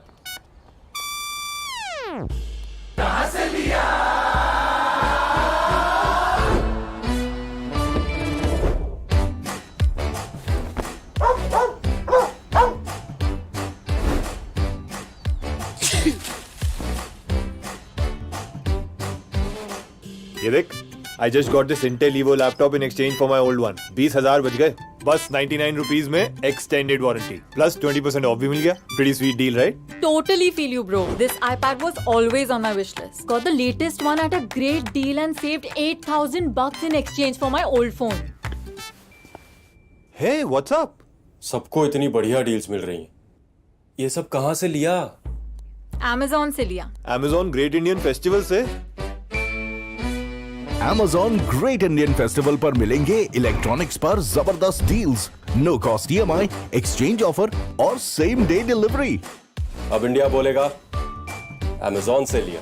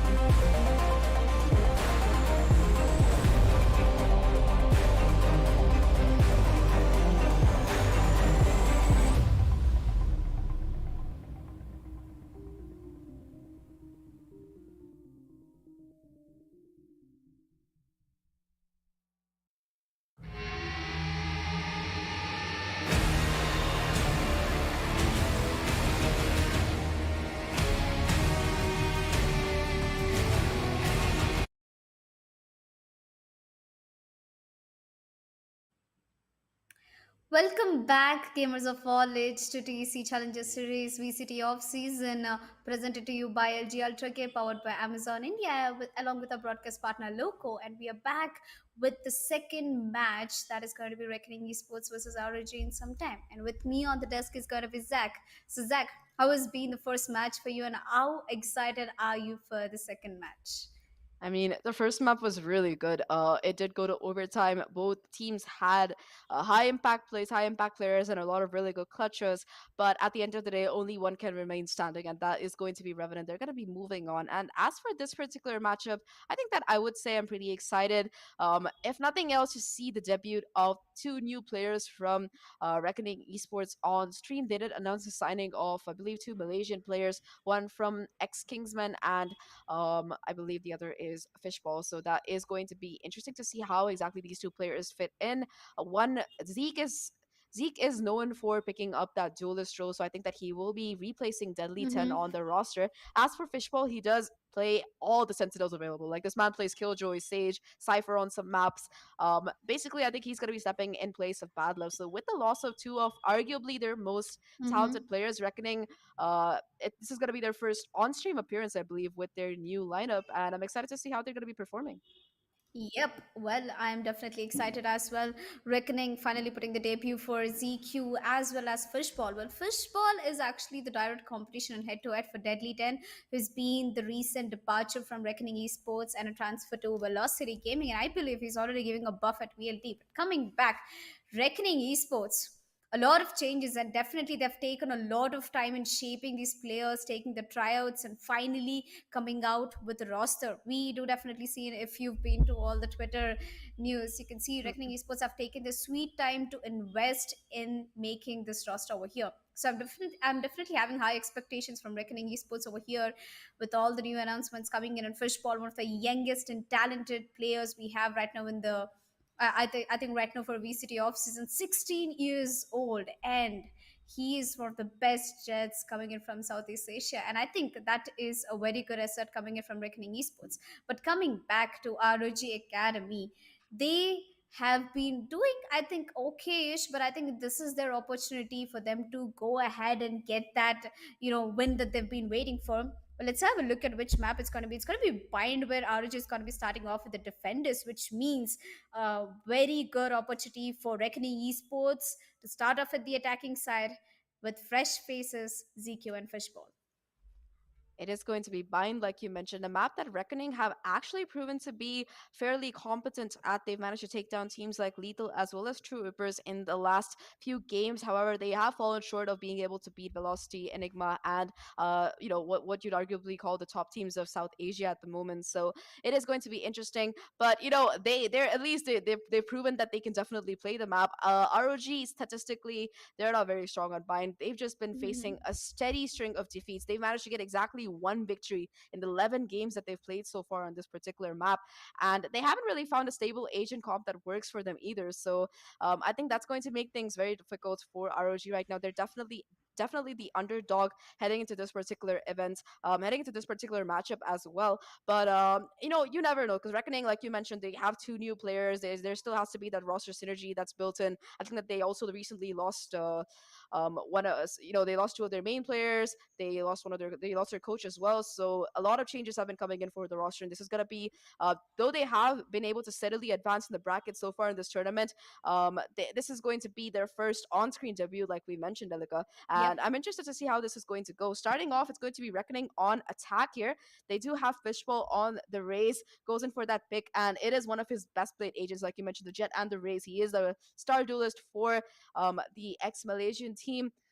Bad Belugas, yes, that is the actual name of the team. I'm not even joking about it. But he is going to be the duelist coming in for this particular team. Rio, the IGL for Reckoning, going in for his usual fate pick. Zeke, interestingly enough, is not going to be going for the Killjoy, opting to go in for that initiator role instead. And Harsh, this man, he started off on an initiator role, picked up the smokes, and now with Bad Love leaving, it seems like he is going to be the chamber player for the team. A fairly standard agent comp when it comes to Bind, but I see a Yoru, Elika, for ROG Academy. Yes, and I think it's got to be a very interesting pick to start off in the map like Bind, where flashes are very important.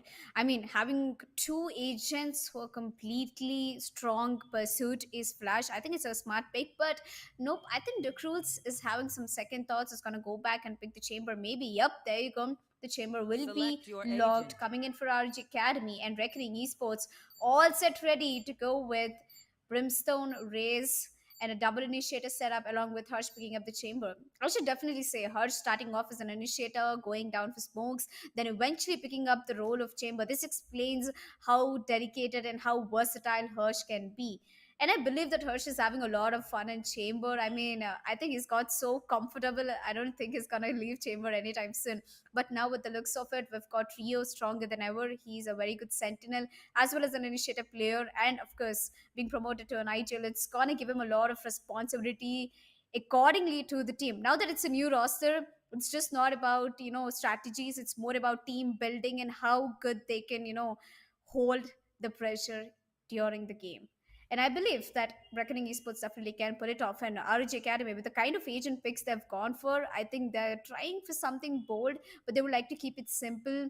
Brad going in for Fade, Panzer coming on Brimstone. Nothing much different coming from Reckoning Esports. I absolutely see very less difference between Reckoning Esports, agent composition, and ROG. So it should be a fair fight for both of the teams.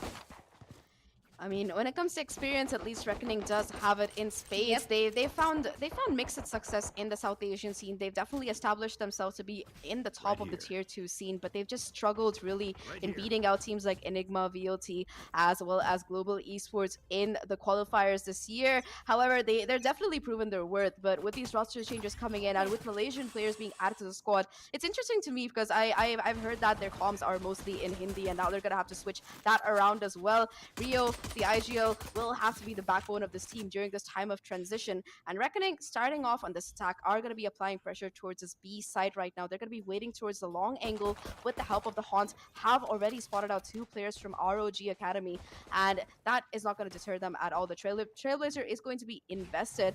It's not going to really find anything except for one particular player, but the counter Trailblazer is there. Fishball decides to peek off the back of it. Is not going to really be able to find anything, and with a lot of utility being invested by both of these teams, it seems like Reckoning, they're going to be moving back towards the A site instead, where there is only the chamber playing towards the shower area. They do have the site available for free, though the trademark will at least give away information. Harsh is going to be the player leading the charge as they make their way into the site, and it seems like we're going to be looking at a full 5-on-5 retake unless DC Rules pulls something nasty off, but spotted out immediately. He's going to be forced to fall back, and yep, it is a full 5-on-5 in the cup. Yes, the spike has been planted coming in from the side of Reckoning Esports, and it's a 5v5 with all the players standing down for RG Academy as well. It can be a good retake coming in for this side because complete our Reckoning Esports is swarmed towards the U-Halls, but either way the frags are coming up for Reckoning Esports. A double kill. The defuse is already going in through half defuse. He's done, but they can save. RG goes in for a double kill, and they manage to get the first round in their hands.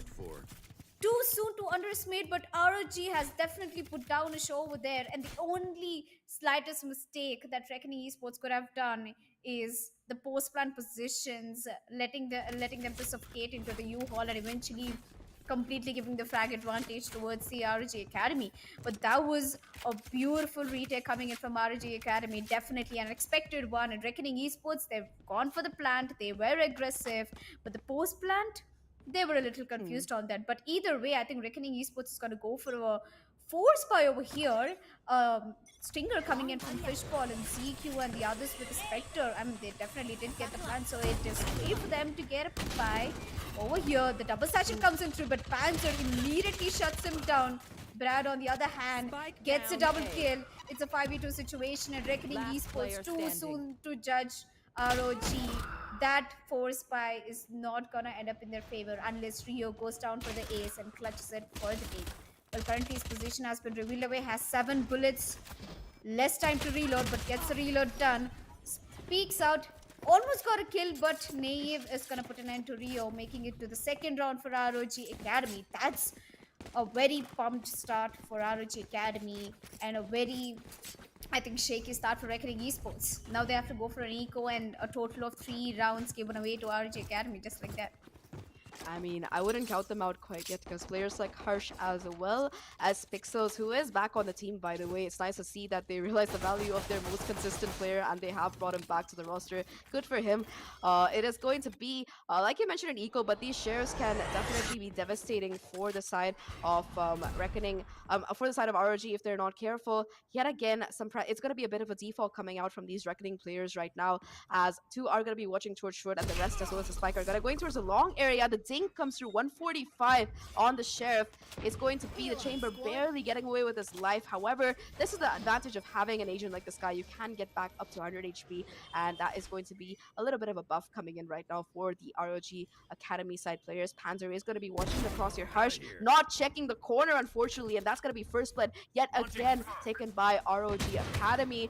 In the meantime, a lot of damage has been done to both the Raze as well as the Fade here for the side of Reckoning Esports. In this 4v5 situation, they do want to commit towards the B side, but there are still 2 players in this elbow position from ROG Academy, and the Brimstone seems to be ready to rotate as well, so that's going to make things very difficult if they do decide to commit here. A flash has recharged right now for Levi if he wants to invest it and get some information, but right now he's going to be happy just going for the jiggle peek. His shoulder is going to be swatted out, swings off the back of that. He's able to find a pick, but Pixels is quick to trade it out. Like I mentioned, that Sheriff can be so devastating, and off the back of that, Pixels is also going to have his orbital strike available. These players will be able to go into elbow and possibly pick up those upgrades, and this 2v3 retake, suddenly Reckoning, they do have a little bit of an advantage. Yes.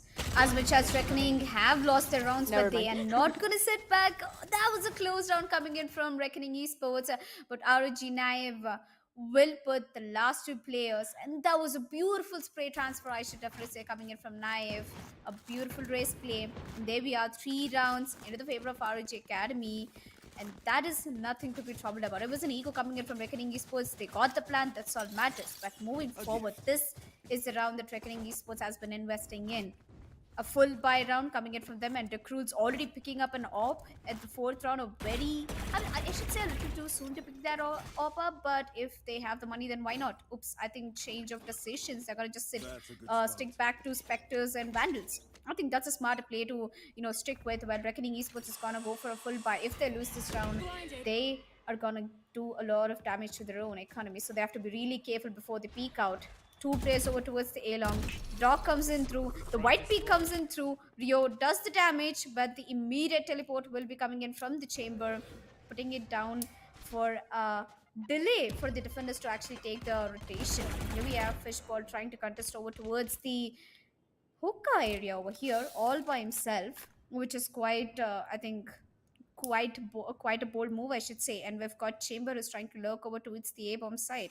I mean, it's a perfect composition to work with. Again, they need to get the first pick in order to make their way in towards the bomb side.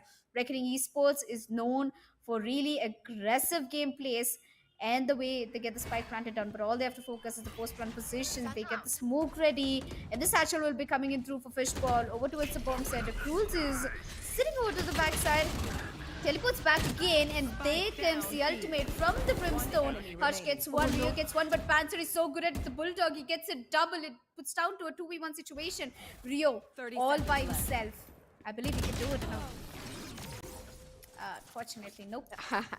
Elika with the casters, close strikes, jinxing for Rio out. A really nice run coming in from the side of ROG there as they hold strong on the defense. And I think the key players to really watch out for there was Panther. He pops his orbital strike, if I'm not wrong, gets a kill off the back of it, and immediately is able to get 2 more as he sprays through the smoke with the Bulldog. A beautiful round coming in yet again from ROG Academy, who are not letting this B side get out of their grasp. It seems like Reckoning is just struggling to even get the plans at this juncture, and yet again they're going to be pushed into an equal round right now as ROG Academy look to expand on their lead. They're also going to be investing in that operator additionally on this long angle.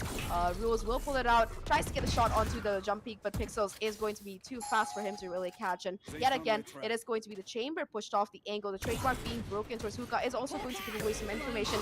Another shot goes wide, but the Sky Flash does not, and Levi is able to swing and get the first pick off the back of it. through the hookah. The player jumps down, but Fishball is not able to quite connect the kill. It's going to be DC Rules alone on long right now, and he is going to fall as well. The Seekers will be available, and that ult is going to be invested right now to sniff out the remaining players for ROG. But Panther, he swings before he even breaks the Seeker. It is going to be him getting that pick. Things back down to a 2v2. The last two players for the side of ROG are going to be based in the Suka area. The Nightfall being invested on this retake as well. They're able to connect that first pick. It's all down to just Zeke again. He hasn't been able to pick up an upgrade either. The Satchel comes in, and Naive Jester will be on the cleanup duty. As just like that, ROG Academy, they get to 5, but what an incredibly close round for Reckoning. A really nice try coming in from them.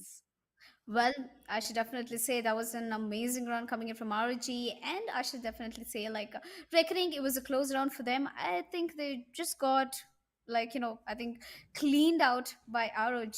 At the start, I thought, like, ROG was being, very careful with their defense setups, the way how they were managing, the way they were balancing the setups, the agent composition that they had, the way they placed themselves in the bomb sets, everything was working out. But for now, Reckoning Esports have to be really careful. They gave 5 rounds away to ROG, and if they keep performing this way in the further rounds, there's a good chance that Reckoning might not have the lead in the first half. So moving back, I think a tactical timeout coming in from Reckoning Esports, a good call. They should really focus on the type of pushes they're doing, the type of first point of contact or the first frag they're going in for. I think they should play off the trade, and I believe that Reckoning Esports are the stronger on the paper with a lot of experience. But again, it's a debut match. It is, I think, one of their first matches on stream after they had their recent roster changes. And speaking about ROG, an unexpected performance coming in from them. I mean, we should definitely give it up for ROG that a lot of hard work and dedication has been put into them. And recently, that they've been having a little low hill so far on their winnings on the tournaments. But coming back, I think they came here, to set that back up and create a name for themselves, and that's what they're exactly trying to do. With initiator Brad pushing up way too ahead in the ace shot, I don't think it's a good idea. But Pixel, I think he's planning on putting that ultimate on towards close quarters over to CA bomb side. The Sky manages to survive. The push should have come from Reckoning Esports. They could have got 2 kills from Brad on the Sky. The Sky barely left to any HP. It's going to be a slow execution, I believe, from Reckoning Esports. Definitely the case. It is going to be the full buy coming in on this particular round. They have done a lot of damage to the Sky, and unlike every other agent, there's going to be no heal up really available right now. Multiple ults online for both of these teams right now. I think that Pixel does have the orbital strike. The showstopper from Fishbowl is going to be available as well, but Naive Jester pops his own and is going to be able to find that first pick. Pixel, though, is quick to trade back, and he's able to find 2 of his own. Naive Jester is going to still be tucked into his cubby angle, though, trying to isolate these 1v1 duels. Gets 2 before immediately being traded out. Things are back down to a 2v2, and it's going to be DC Rules and Panther versus the world here. DC Rules pushing forward, already has an aggressive position, gets spotted out, but it will be able to TP back. It's all down to just Rio right now, the IGL, the head of Reckoning Esports, and he is going to be able to find, unfortunately, nothing. The timeout as well as the full buy not really converting right now for Reckoning Esports. And I think that can be attributed mainly to that beautiful defense setup coming in from ROG Academy. Towards the shower, especially the positioning of their own Raze, Naive Jester being able to get that first pick with the showstopper, getting the second and the third as well before finally being traded out, really managed to keep Reckoning from getting that numbers advantage despite so many ultimates really being committed from both of these sides. And of course, Panther, well, this man is insane on a bulldog, but give him a rifle and he's gonna frag out even more. Off the back of that, looking at the ultimates, it's going to be 3 still available for ROG. The orbital strike, the tour de force, as well as that Seekers. But for Reckoning, Fishball is only 1 away from the showstopper, and that might be what he needs. Yep, that might be the opening that Reckoning Esports has been waiting so far for. They've been hitting up A-bombs at a couple of rounds. I think they're trying to get the first pick, then maybe, decide which bomb set they want to hit up, and that's the reason they've been playing it very slow. But if you want to go ahead and pick up, peak long, I don't think it's a good idea coming in from Rio. They've always got 2 players fighting off at the long. A beautiful crossfire from the Cruz and the Sky Levi over there. The dog coming in through, it's going to gather a lot of intel and tell that it's not a B long. So the rotation will be called in, I guess, for Harsh and ZQ. Both of them trying to make their way over towards the long. ZQ, He's trying to slowly rotate back, and so is the entire Reckoning Esports. But Dick Rules, he's already ready with his op set up over towards along. All he's waiting is for one of the players to walk into his crosses, and I think it's going to be Harsh. The trademark has also been activated. The guy is in complete control of Reckoning Esports. Either way, Levi gets the first pick, Pixels immediately trading it out. No one has an idea that the Cruz is still over towards the long. He misses a shot. He gets taken out by Pixels. That's the second round. Sorry, second kill for Pixels. But moving forward, an early bird play coming in from Pixels. A 3v4 situation. Naev going in for a backstab over towards long. Brad in hookah. Only one player over towards the CT. He gets one. He moves back. Panzer is going to take the peek, but instead he's going to make a smart move by ulting the elbow, but it just made Harsh move forward and get that pick by Brad and Hookah. He gets one. It's a 2v2 situation. If it's on the defuse, the bomb is half defused already. Harsh gets one. It's a 2v1 situation. Almost a close out for ROG, but the very first round going to the favor of Reckoning Esports and Pixels.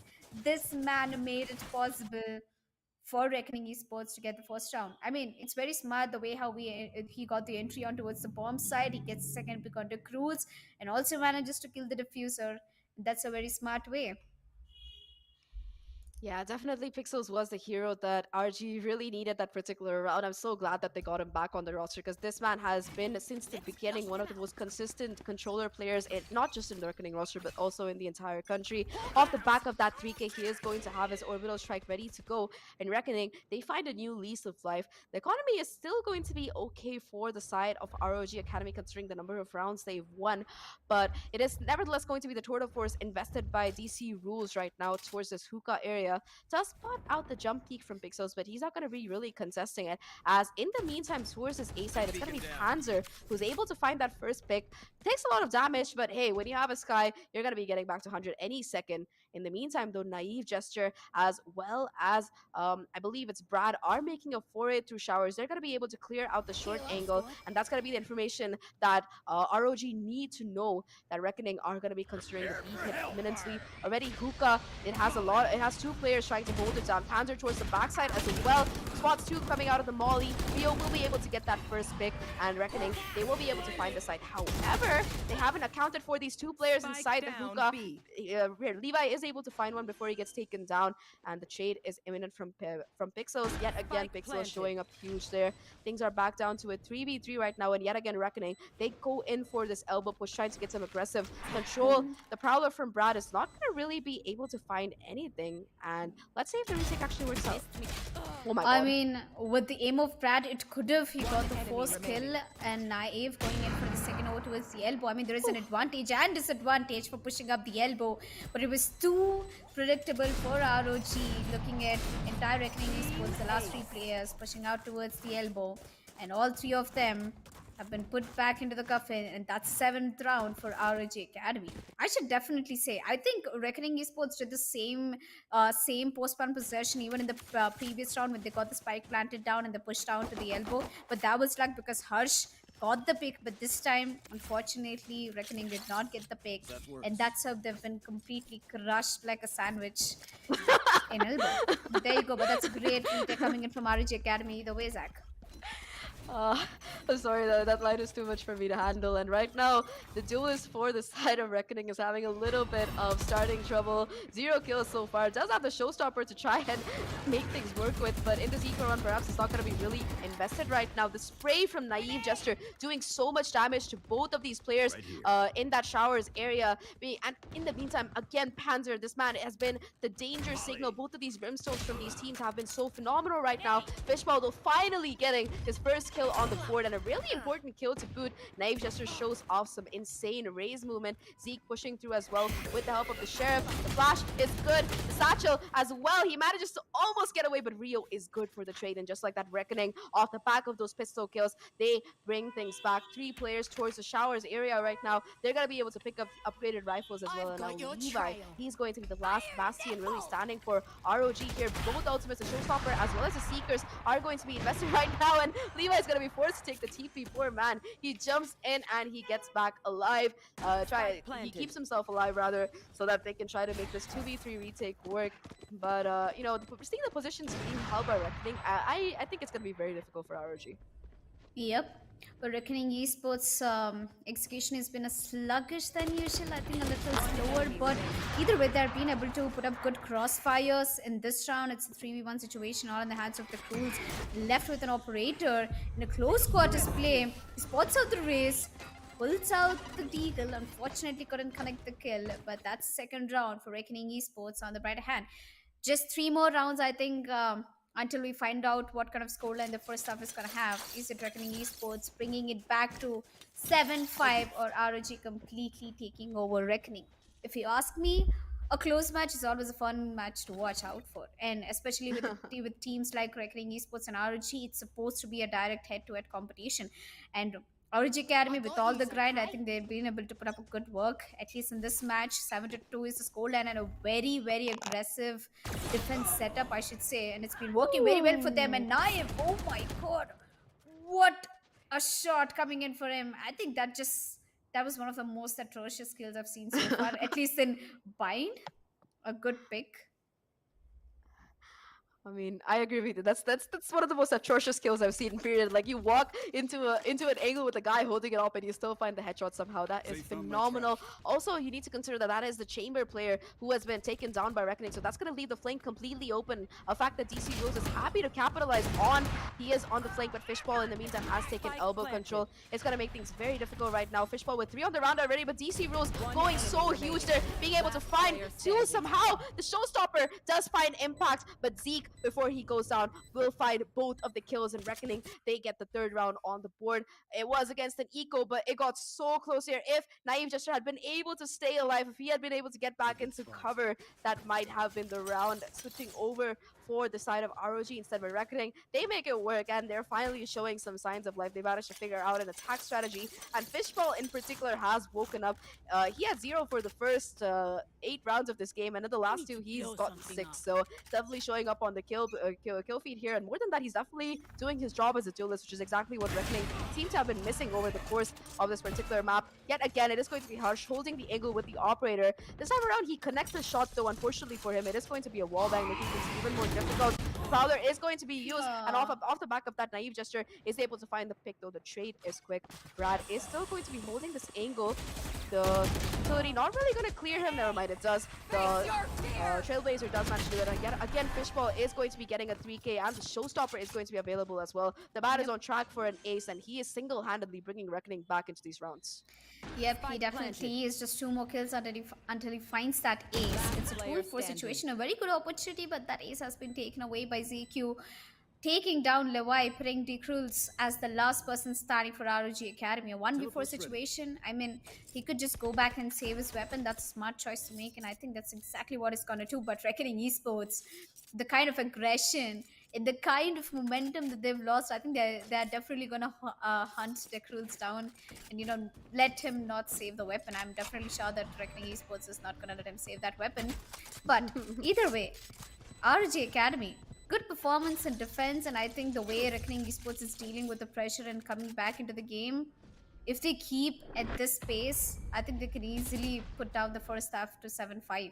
They're already closer. It's just one last round until we switch to the second half. Last round before the Definitely, switch. that 7-5 will be a much more playable scoreline from, especially considering that they are going to be switching over to defense. So I took the liberty of pulling out some stats because that's my favorite part of the day. Looking at the win percentage, it does seem like for ROG Academy at least, they're almost equally good at defense and attack. But for Reckoning, their attack win percentage is actually just a little bit higher. It's at 50% compared to 45% for defense. So both of these teams are talented on both attack and defense. And if Reckoning can manage to completely put a halt to the momentum that ROG have built up and also get that 7-5 half, like you mentioned, Alika, it might be what they need to try and steal this map back from ROG, who had such a commanding lead initially. Prowler being invested as well as the showstopper right now. DC Rose will be TPing away though, and that's going to be the showstopper successfully baited out from Fishball. However, though, Reckoning, they do still have some tricks available in their pocket. DC Rose desperately trying to spray through the Nightfall and the Orbital Strike ready to go as well. They're going to be invested to try and deter the plant. It's going to stop the noise queue as well, and it's going to be quite a bit of damage being done off the back of DK being done off the back of that Nightfall being committed. However, the players from ROG, they're not really able to capitalize on it. RIP English. But yeah, it's going to be Tix coming through as the pincer comes in. Knife gesture towards short. Levi on the Showers angle as well is going to catch Rio off guard. And Reckoning, they're being assailed from every single direction. It's all down to just Zeke here, who is able to find two before he finally gets shut down. And ROG, they pull off an 8-4 defensive half. What a good round. What a good round and half coming in from them. Yep, definitely a very good first stuff coming in for ROG Academy on the brighter side, but Reckoning Esports, they really have to look after the kind of plays that they're putting in the game. It's so close for them to lose at least such a big tournament VCT off-season. Of course, it's a very good chance for them to, showcase their talents, especially by coming with the debut of their new roster. They should be able to be much stronger than what we expected. But coming back, ROG Academy, good performance coming in from them, and I want to see what kind of strategies they have built on the attacking in the map of Pine, because as you said, I think they barely had like 1% win rate over 11 maps that they played recently in the map of Pine, and I think the only reason they were even like confident to pick up Pine is because I think they went back and they did some strategical changes, and I should really say I'm impressed by ROG Academy and Reckoning Esports. I'm waiting for them to come back. Yeah, I mean, definitely huge kudos to ROG Academy. So to fill in a little bit of context about this is an academy project funded by ROG. They do pick up 5 players and train them over the course of the year. And, again, this is a team that is mainly for talent that's really like burgeoning. They're just starting out, right? They're players with a lot of potential, but not a lot of experience. And despite that, they are holding up, in fact, dominating against a team like Reckoning, which has proven to be on top of the tier 2 scene. So that is insane. That is an insane performance coming in from the side of ROG Academy. A great job. Kudos to them. I always love watching underdogs pop off in a particular tournament. And in this particular event, right, in this TEC Challenger Series, that seems to be the norm. We did see an upset happening already today off stream. Enigma being eliminated out of the tournament after, I think, I forgot the name of the team. I think it was Zombie something. But anyway, it was a team led by a guy called Kiltasa. This guy has been grinding the game for like a year and a half or 2 years now. He plays like 16 hours a day. And it finally paid off because he and his team managed to beat Enigma. So that's a W for him. But again, the underdog teams in this tournament, in both the SA and the SEA qualifiers, have been showing up huge. I think that we even saw like 3 major SEA teams being eliminated right off the bat yesterday. Full Sense was gone. I think RRQ was eliminated off the bat as well. So all these kind of upsets, especially considering that this is a best of 1, they're very likely to happen, and we might be on track for another one if Reckoning doesn't pull it back together. Though, I do want to highlight Fishball here.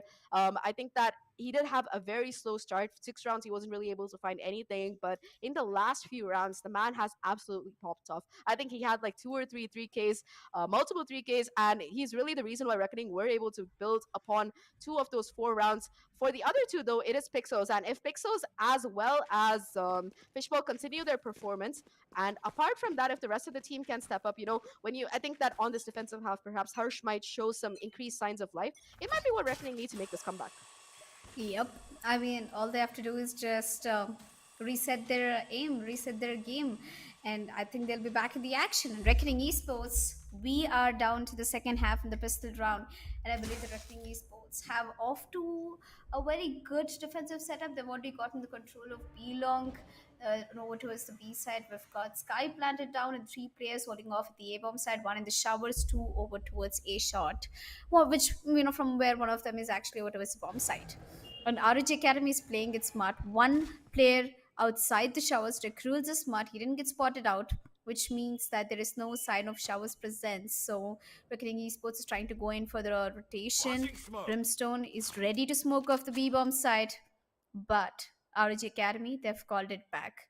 They're going to take a rain check before they hit down to the B bomb side. They're going to take the rotation back slowly over towards the A bomb side.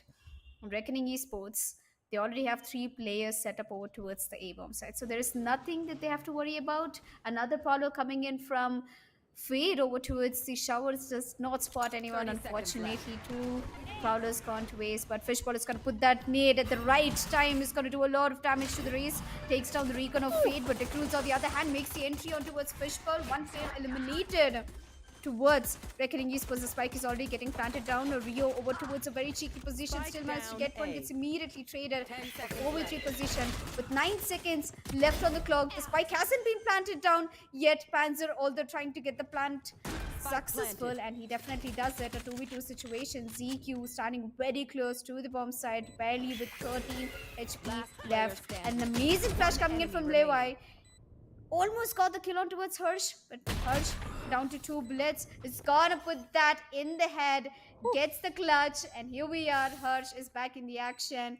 Increase lifetime, of course, a double kill and a round for Reckoning Esports. A good way to start off the second half for Reckoning. Yeah, definitely. Let's take a look at this again. And push for the smoke will deny the plant coming in. With the clock ticking, they're forced to really stick the plant out. They get it down, but unfortunately, Levi is not able to connect that last bullet. And off the back of that, it's going to be a god tier clutch coming in from Hush right now. Like I said, on defense is where the chamber tends to show a lot of sign of life, even if they haven't been that active on attack. And that is going to be the case for Hush. As Reckoning Esports, they take the pistol and they start to close this gap coming in between these two teams. I think that since ROG Academy did manage to get the spike plant down, they could possibly try to go for a force, but they're not going to be doing any of that. They're just going to be playing it a little bit slow. They are going to be having nothing but pistols to work with, and yet again on this attack, it's going to be a little bit of a default coming in. They don't want to get too aggressive. They don't want to really give away those first picks to Reckoning, as you don't want to be in that kind of back position, especially when you don't have the rifles to work with or the weaponry to work with. Either way, though, right now Reckoning, they're playing with a lot of discipline. They don't want to give away one of these Spectres for free. They want to try and carry them forward to make the bonus as effective as possible. At ROG Academy, their goal, if not to outright win this round, is going to be to take down as many of the Reckoning players and their Spectres as possible, because that's going to make their bonus round even more challenging. So with 50 seconds left on the clock, it's going to be quick trades coming through. Harsh and Zeke both go huge, and just like that, it is going to be ROG with 2 remaining players right now, both towards the B side. And Harsh, he's still standing in the elbow position. One enemy remaining. Yep. That was a cheeky area, but Naive unfortunately got spotted and gets taken down by Rio with 1 person left from ROG Academy. Just a classic in his hand, nothing to walk with, but does a lot of damage. Though Rio is down to, I think, 18 HP barely. He's over towards Suka. He takes the drop down. He's still using his classic to his best, and Rio comes down for the revenge, takes Brad down, and there you go. That's fate to fate play. Rio gets the win, and the 6th round for Reckoning. 8-6 is the score, and I think 2 more rounds until Reckoning Esports manages to get that comeback on their way. But so far, Reckoning Esports is looking good, but they have to be the best right now in order to beat ROG Academy. ROG Academy, it's their full buy round, and Reckoning Esports, I think they're gonna pull up an AWP, and I think Harsh is really confident about this purchase, because if this round does not go into the favor of Reckoning Esports, it might actually be a very tricky chance for that Harsh might not have a buy in the next round. So they really have to be careful and capitalize on the kind of push they're doing, and Harsh is going in for an aggressive peek. Peeks out, does not get the peek, does not get the kill, is gonna immediately fall back. But Zeke, on the other hand, gets a double kill. It's a 3v4 situation with Reckoning Esports on a man advantage. Yeah, this bonus is definitely going in their favor as Zeke goes huge. They're being able to find 2 major picks right now. A side is looking a little bit vulnerable, and that is going to be where ROG are capitalizing on the hit already. They've taken control of this U-Haul area, checking out the backside, but they still haven't cleared towards the showers area. The satchel push is through, but Pixels is still going to connect the headshot. 2 remaining players for ROG make that one. The spike is dropped, and it's all down to just Panzer to somehow try and clutch this out. The flash is good as well from Zeke, giving away the position of where exactly this Brimstone is playing. And with the spike being dropped in the open, he's going to have to make his way back to somehow retrieve it first. The Haunt spotting out his position as well. The wallback attempt comes in. All 3 players from Reckoning converge, and finally it's going to be Rio who gets that kill. Unfortunately, though, I don't think the operator is going to be retrievable, so that investment from Harsh is going to go down. But nevertheless, them being able to convert this bonus is huge for Reckoning's economy. They're going to have a lot of money in the bank, and Harsh is going to have more than enough to buy another operator. His teammates are like, it's okay, we can get you another one, and that's exactly what they're going to do. Off the back of 3 consecutive wins, Zeke is going to be just 1 away from those Seekers, and Rio is also only 2 away from the Nightfall. A lot of ults really getting closer to fruition for the side of Reckoning Esports, to look like an entire new team on defense, honestly. Launching smoke. Yep. Well, Reckoning, I think now we can say that defense is the strongest way to begin their game, and I believe that Reckoning Esports are on their way to the comeback. ZQ already getting another first pick. I think even in the last round, he got the first pick, another double kill coming in for him. Levi, on the other hand, takes Fishball down. That's the deal is going down for Reckoning Esports. Nevertheless, I guess the attackers, RG Academy, are trying to slowly fall back, but one of them is stuck over towards the U-Hall. A nice smoke coming in through, but Fixtures, he doesn't mind shooting through the smoke. He gets the pick on towards Levi. Fans are being haunted down by the dog, and the recon is going to fall back immediately, but there is Raze over towards U-Hall. No one is paying attention. If Naive goes for a white pick, he might get a kill on towards Pixels, but there is Rio to immediately trade him off. It's 2v4 situation, and I don't think ROG, they've got this round in their hands. Both of them are down to low HP, and Brimstone, even though he has a better HP than Raze, he does not have any guns to work with. It's just a Sheriff that he's looking forward for. He drops down. I think he's trying to get the spike planted down, or left. Both of them can take a teleport. Oh, it was a B-bomb set, but that's not gonna happen since Pixel's gonna white pick and get both the kills, and it's a triple kill once again for Pixels. A beautiful round, and Reckoning Esports is back in the action. Pixels making it happen. 8-8 is the scoreline. Reckoning Esports have made the comeback. They have indeed, and now the equalizer comes in. The economy is absolutely insane for Reckoning right now. They're going to have buy-ins for multiple times, and Pixels also has the orbital strike ready to go. Rio only one away from that nightfall. This full buy for the side of ROG is going to be the last chance they really have to capitalize and try to prevent Reckoning from taking the lead here, and also to prevent them from really getting the momentum on their defensive half. They do have a couple of ults to work with, the foremost of it being the orbital strike, but look at Harsh. He's going to be running it down towards the long area with the operator. Tries to go for the swing, but unfortunately for him, it is going to be DC Rules who comes out on top and connecting the headshot even before the TP comes through. The stun is good, but nevertheless, it is going to be Zeke who finds one. Gets traded out very quickly though. That is going to be the B side laid open right now. Fishbowl forced to fall back into elbow to try and hold on to his life. The Seekers giving away his position to make things worse here. Rio on the flank with the help of that Prowler is able to get that first pick, but still, the spike has gone down, and ROG Academy, they maintain their man advantage. It's all down to just Rio, the IGO. At this point, one of the oldest founding members of this particular roster here gets one. Has 2 more to go and has the Nightfall ready as well. So at least the ultimate is going to be in the favor. The Flash, though, it connects and will force him off the angle. Levi able to get that last pick, and just like that, ROG, they come back and they take their 9th round. Finally dealing a blow to Reckoning, but it got down to the wire there. It came down to a 1v2, and just like that, it is going to be a timeout yet again being called by Reckoning to try and make sure that they don't let ROG run away with this. Yep. I don't think Reckoning Esports is gonna let ROG get away with this map, since it's, just one map and there's no double elimination coming in through. If you lose this map, you're out of the tournament.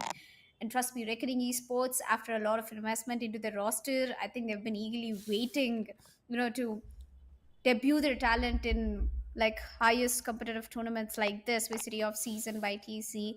And moving forward, RG Academy, they've done a really good setback of their gameplay from previous matches to this one, from previous tournaments to this one. They are definitely, we can see the kind of improvement and progress coming in from RG Academy. It's a fair deal for both of teams, and Reckoning Esports, this is the chance that they've been waiting for to showcase their roster on an international level. And RG Academy, it's a chance for them as well. But so far, I think RG Academy, after losing 4 rounds back to back against Reckoning, it's a good chance for them to break off the momentum. And they definitely did. They're on the lead right now, 9 rounds for ROG and 8 for Reckoning. But Reckoning, will they be able to, retain their momentum? Can they get their momentum back is my question. Because if Reckoning loses this round, it's going to be 10th round on board for ROG, which is a double-digit score. And ROG Academy will be just 2 rounds away from getting that match point, which again puts Reckoning Esports in a very difficult situation. But Reckoning Esports, nevertheless, good at defense. They're going to be putting out a Prowler and going to be falling back to the elbow. Pixels is going to be playing over towards the bomb set, and Harsh is rotating from the city. Is going to do a jiggle pick over towards the hookah. Finds one player. Oh, that was almost so close. He could have gotten Brad. That would have been one of the insane kills, but Harsh playing way too aggressive towards the pop, so that's not what I expected. Knife gets that kill on towards Pixels. It's a lot of confusion. Two players stuck over towards the elbow. And Reckoning Esports, they let the side go away. ROG gets the plant, and it's just Harsh and his teammate Rio over towards the elbow. And Reckoning Esports is just blindly pushing towards the hook as ZQ gets one. It's a 3v4 situation. Yes, the retake is on for Reckoning. Rio manages to regain elbow control, but gets taken down by that Tour de Force, which is anchoring down towards that long angle. It is going to be just Harsh and Zeke left right now, and honestly, at the beat to save, finally Harsh manages to connect a shot with the operator, but it's going to be a little bit too late there to really bring this round back in, and he's just gonna be booking it back towards the A side, trying to hold on to this particular weapon. It is going to be double digits for ROG Academy, but let's talk a little about that round coming in. Yet again, towards long, a lot of utility is used by ROG to push the Reckoning players off the angle, and this time around a lot of players did go in for that hookah control. They managed to really pop in, and of course the satchel kill managed to catch Pixels in the worst time possible when he was putting down smokes.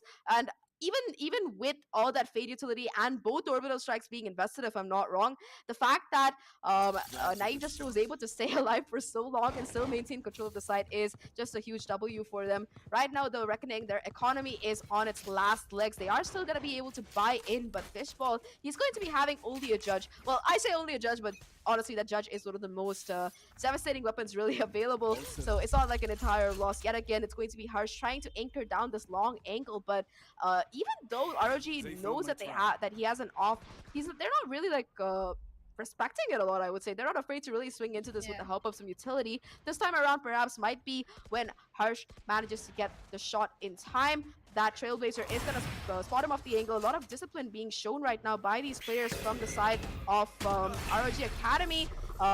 They're going to be pushing him off the angle yet again. He will hear the TP and can proceed towards long, but instead they're going to be waiting because Rio, he's taking the teleporter.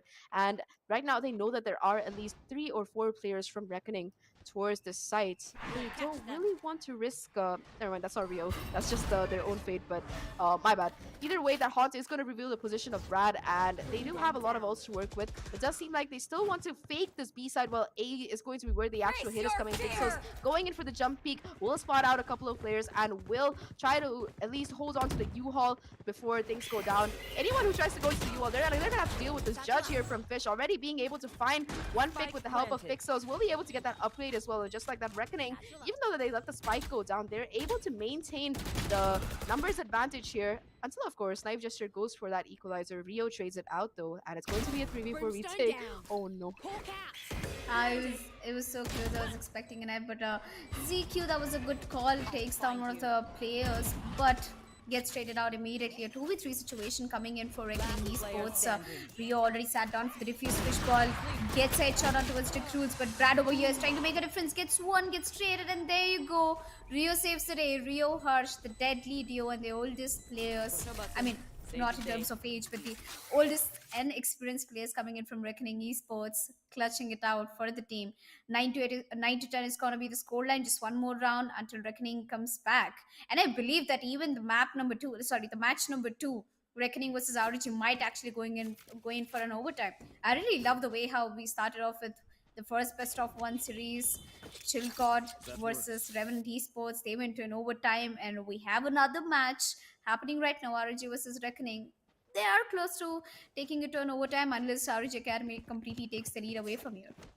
Yeah, the economy not looking too great for ROG right now. They do have the hero rifle coming in for Naive Jester, but aside from that, it is going to be just pistols across the board. You do see DC Rules being able to force out a second rifle as well. These are going to be all that they have to work with because they don't have any ultimates really online.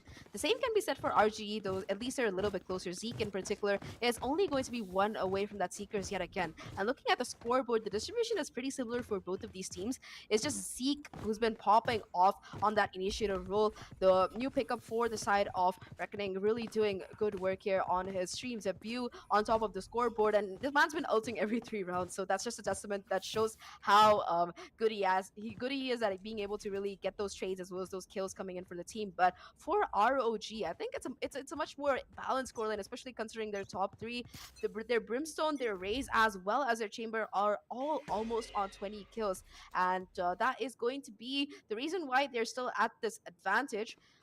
Yet again, it's going to be a push towards this ace side. Fishball is going to be spotted out, and the paint shells are used to try and stop this push from coming in, but with 30 HP left, he still manages to find a kill. An absolute mad lad right now. Pixel's finding the second as well. Fishball with 30 HP still holding strong before Brad finally takes him down with the frenzy of all things, but the damage has been done. The rotation has come in, but talking about rotations, it's going to be, in fact, ROG who take the TP instead.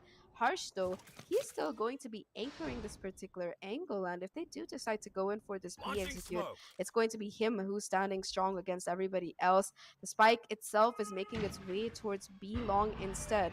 The smoke being committed towards the CT angle as is going to make Harsh's job a little bit more difficult, and he's going to be pushing back up towards the elbow angle to possibly try and hold off the hookah push if it comes in. But long is going to be where the action is happening.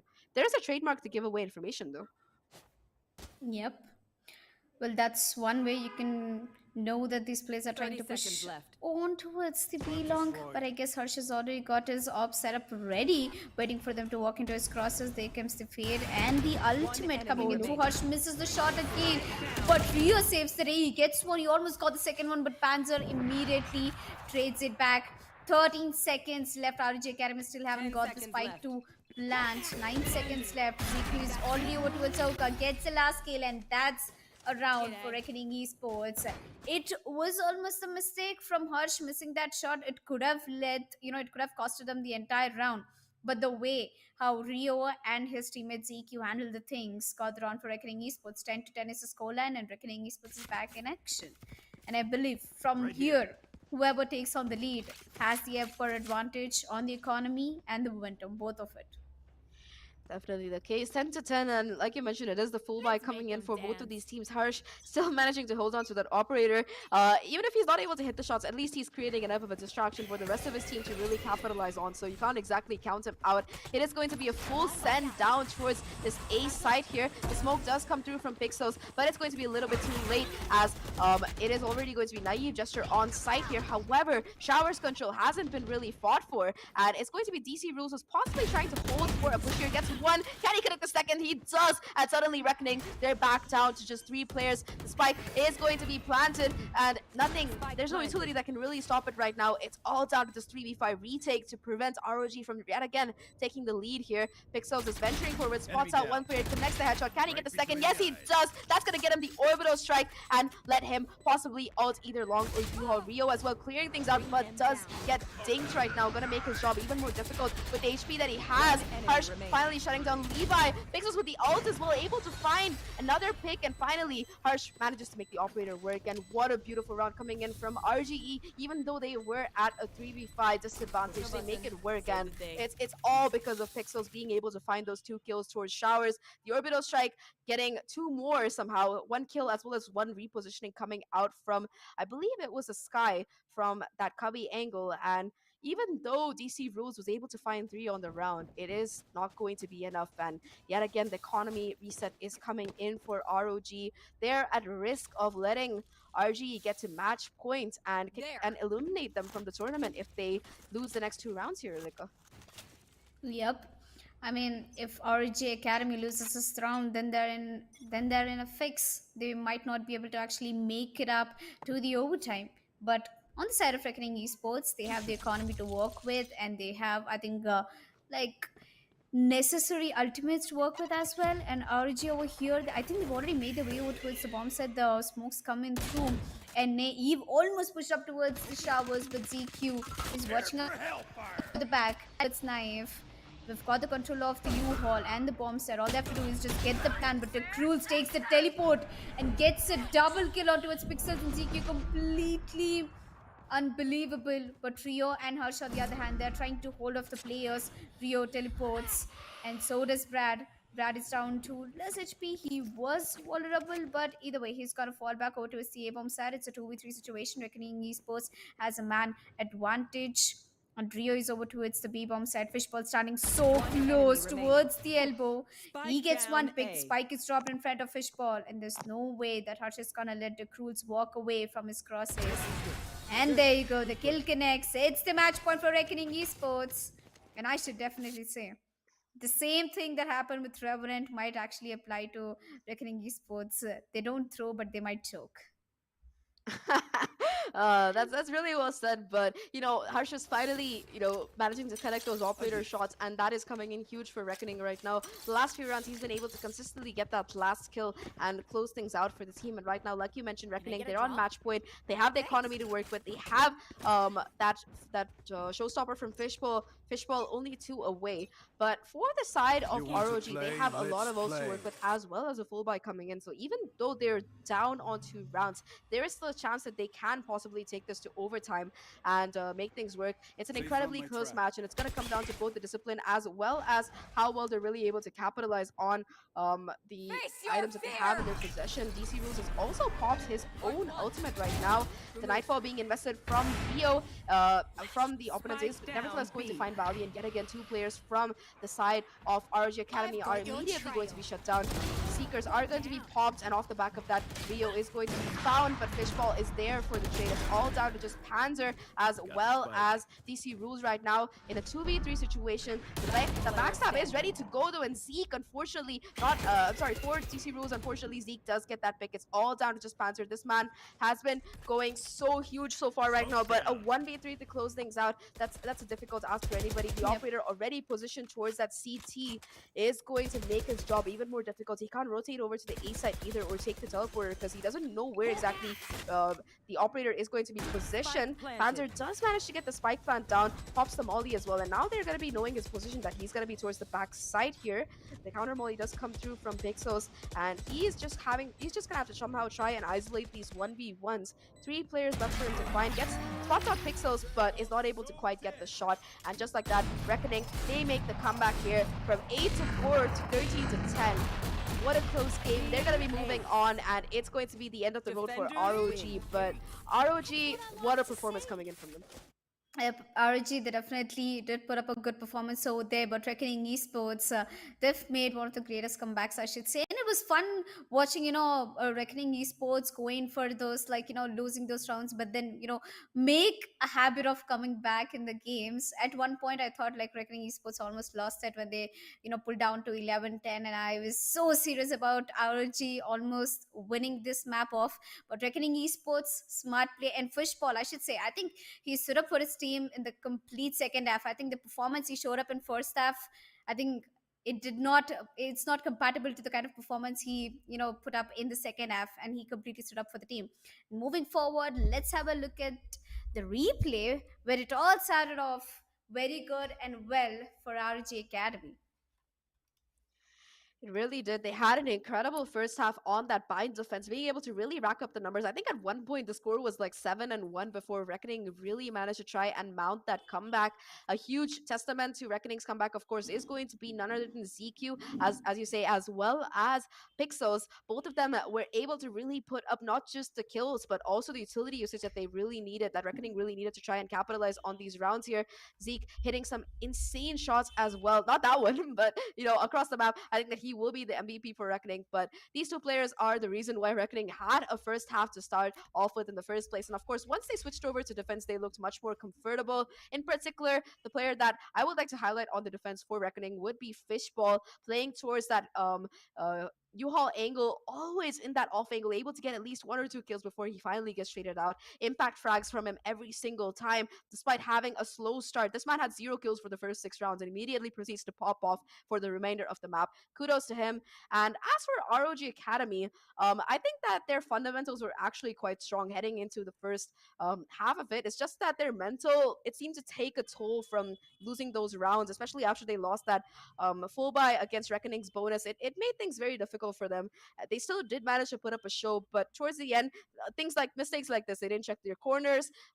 They really couldn't isolate a lot of fights, and they just made a bunch of silly mistakes that made things very difficult for them to really bring things back after Reckoning got to match point. And Reckoning, well, they are going to be winning off the back of that. A lot of the rounds, though, they were closer than you can expect, and a lot of insane clutches coming in as well. Like, I know we talked a lot about how Harsh is not exactly hitting his operator shots, but he was definitely hitting his headhunter shots. Man. Yes.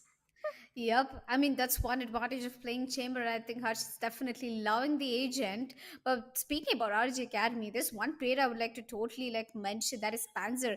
He has been an invaluable asset in the first half for RG Academy. I should say both Pixels and Panzer, I think they go straight up head to head fight because both of them were equally good on the defense side, and the kind of support they were giving for the team was like really amazing. And most importantly, Levi and ZQ, both of them were playing out the sky roles really well. But when it came down to the second half, when we were almost closed down, closing the map 9-8, the scoreline, ZQ almost stood up and took every trade that came along in Reckoning Esports way. Every trade. And Harsh, no matter what, he kept playing that operator. He didn't lose hope and he started hitting his shots back. And Fishball, he stood up for his team in the second half. Although it was Judge the way how he started, but Judge really worked out for him. And Rio, of course, the frag master, the IGL with multiple titles. What should I say? Rio is like jack of all trades. Yeah, definitely. Rio in particular, especially since he's had to pick up that leadership role with the two new players joining. It's been an increased amount of responsibility, and so far over the course of this tournament, he's managed to hold up strong. But looking at the scoreboard, the MVP for the side of Reckoning is going to be none other than Zeke, their new player, who did have a really good game on the Sky, 23, 8 assists. ACS of 285, that is phenomenal. Followed closely by Pixels as well with an ACS of 274. Both of these players were huge, and I wish we could see the number of first bloods that Fishball has, because I'm pretty sure that man had quite a few to his name. But for the side of ROG Academy, it is going to be DC Rules on top there on the chamber, really being able to put up those numbers. The rest of the team closely behind him. It's just Levi and Brad had a little bit less impact than Rio and Harsh did have as well on the opposite side, and it's just going to be a little bit of a team diff coming in. Overall scoreboards Reckoning with their experience and their consistency able to close out this game, though ROG gave them a run for their money. I think that most of our viewers didn't expect ROG to really do this well, so that's a huge kudos to them. Congratulations for their great performance, and hopefully we see them back against some other tournament soon. Yep, I definitely do. RNG Academy, takes this as a good opportunity and a lesson for them to go back and see where things have gone wrong for them. But it was a really close match. Kudos to Hacker from RNG and the entire team for putting up such a good performance against Reckoning Esports, one of the top and upcoming teams to be in Tier 1. And I believe that this is the end for the second best of one we had. We also have another best of one coming up, which is going to be pretty interesting. And it is happening between R5 Esports versus Estar Esports. And R5 is a newly formed team. We have Smokia, Heka, and a couple of other players like Equinox from W Streak. So I'm really looking forward for the third match. Don't go anywhere. Me and Zach will be taking a break and we'll be right back.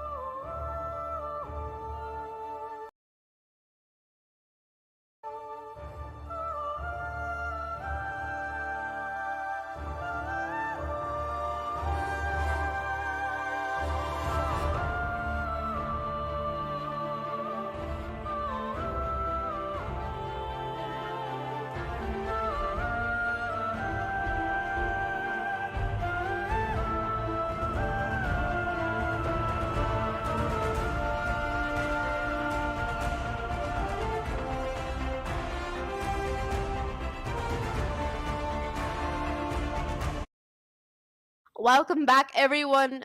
Welcome back, everyone.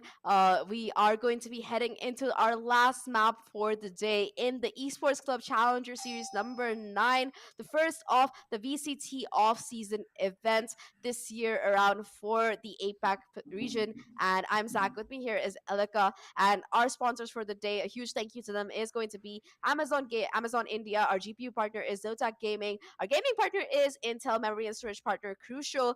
Laptop partner is going to be Asus, and finally, broadcast partner is going to be Loco. So far, we've had two best of ones. Both of them were insanely close. Uh, they got to, like, I think the first one to overtime, the second one was 10-13, and I think we might be seeing something very similar coming up looking at this map number 3, right, Elika?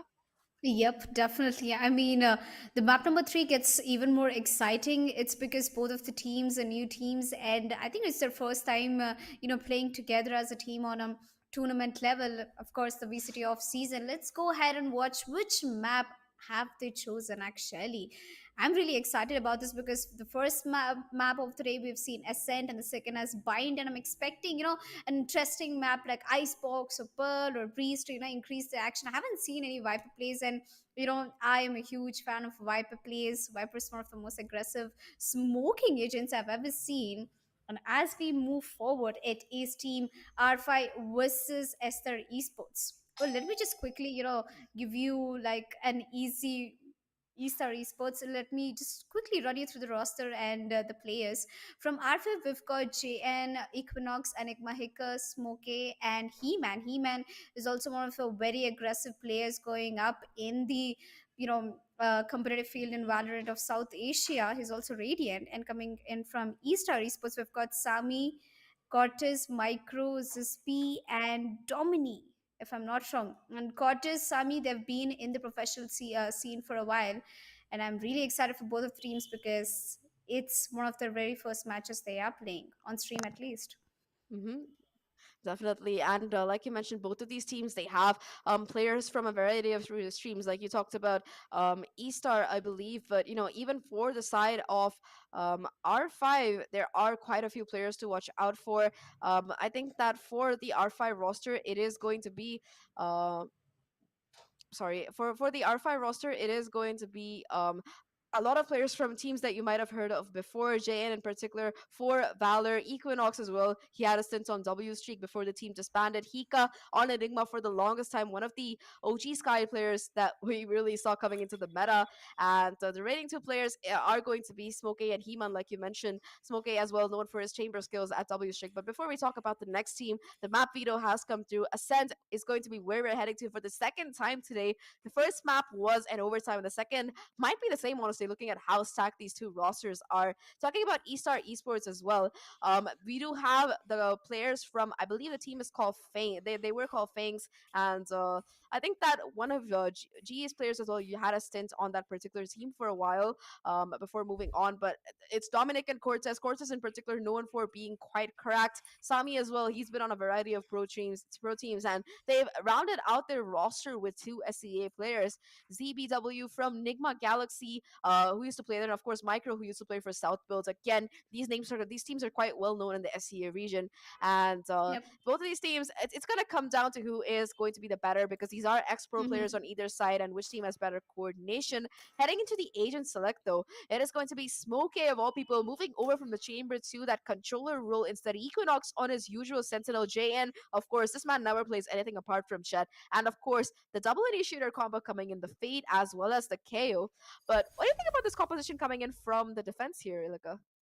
I mean, I think it's a very perfectly balanced and much predictable from the side of R5 because Equinox is known for his Killjoy plays and a Sentinel main in his previous team win streak. And coming in from Hicker, he's been an aggressive duelist. I think he recently changed his role to an initiator, and KO is a very smart pick coming in a map like Ascent. We definitely saw in the first match of the day how both the KOs put on such great performance for their teams, and I think that was one of the reasons how it even went to an overtime. And speaking about Smokia, of course, Smoke Criminal, I should say, he's one of the best controller I've seen. And moving forward, I'm just looking forward how the attackers, that is Estar Esports, how they're gonna counter these strategies coming in from R5. And Estar Esports, I mean, despite of like so much meta coming into the play, they've gone for very casual and smooth picks like Jet, Chamber, Sova, Omen, and KO. I think the only different pick I see here is KO, but rest of them is like a default pick we see in any competitive game in Valorant.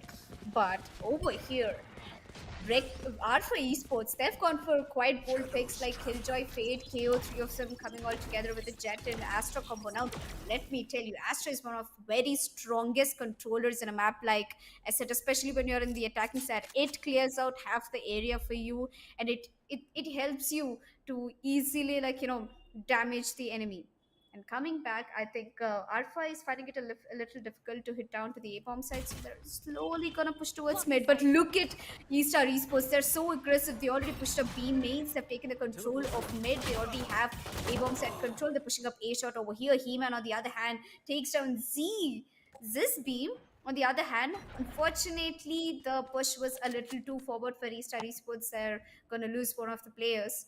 It's a 4v5 situation, but so far it's been quite good for Estar on the defense. Definitely the case. They do have that first pick coming in. They have lost a player already, which is going to make things a little bit difficult. But I think it's for Estar, as they try to make their way onto the site. They have to go in for this awkward retake here. The spike has gone down from R5, and they just have to play a successful post plant right now. Estar, they're on a little bit of a back foot here. The Haun's immediately going to be breaking, not going to be giving away any real information right now. Sami with the Ghost is going to have to go huge from this position towards tree.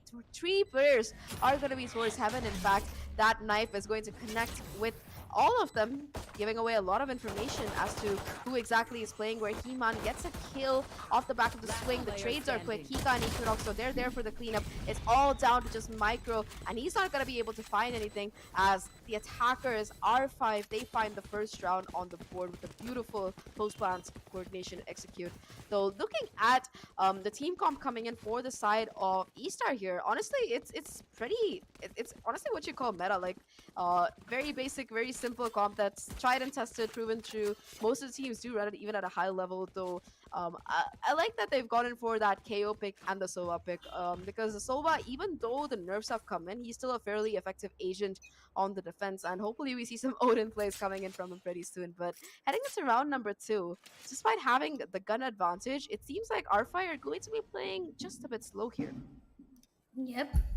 I mean, slow and steady wins the race, and they've already got the first round with that strategy. And I believe that, R5 is a team who's more invested in the strategy and the, frag picks instead of just rushing down to the bomb side.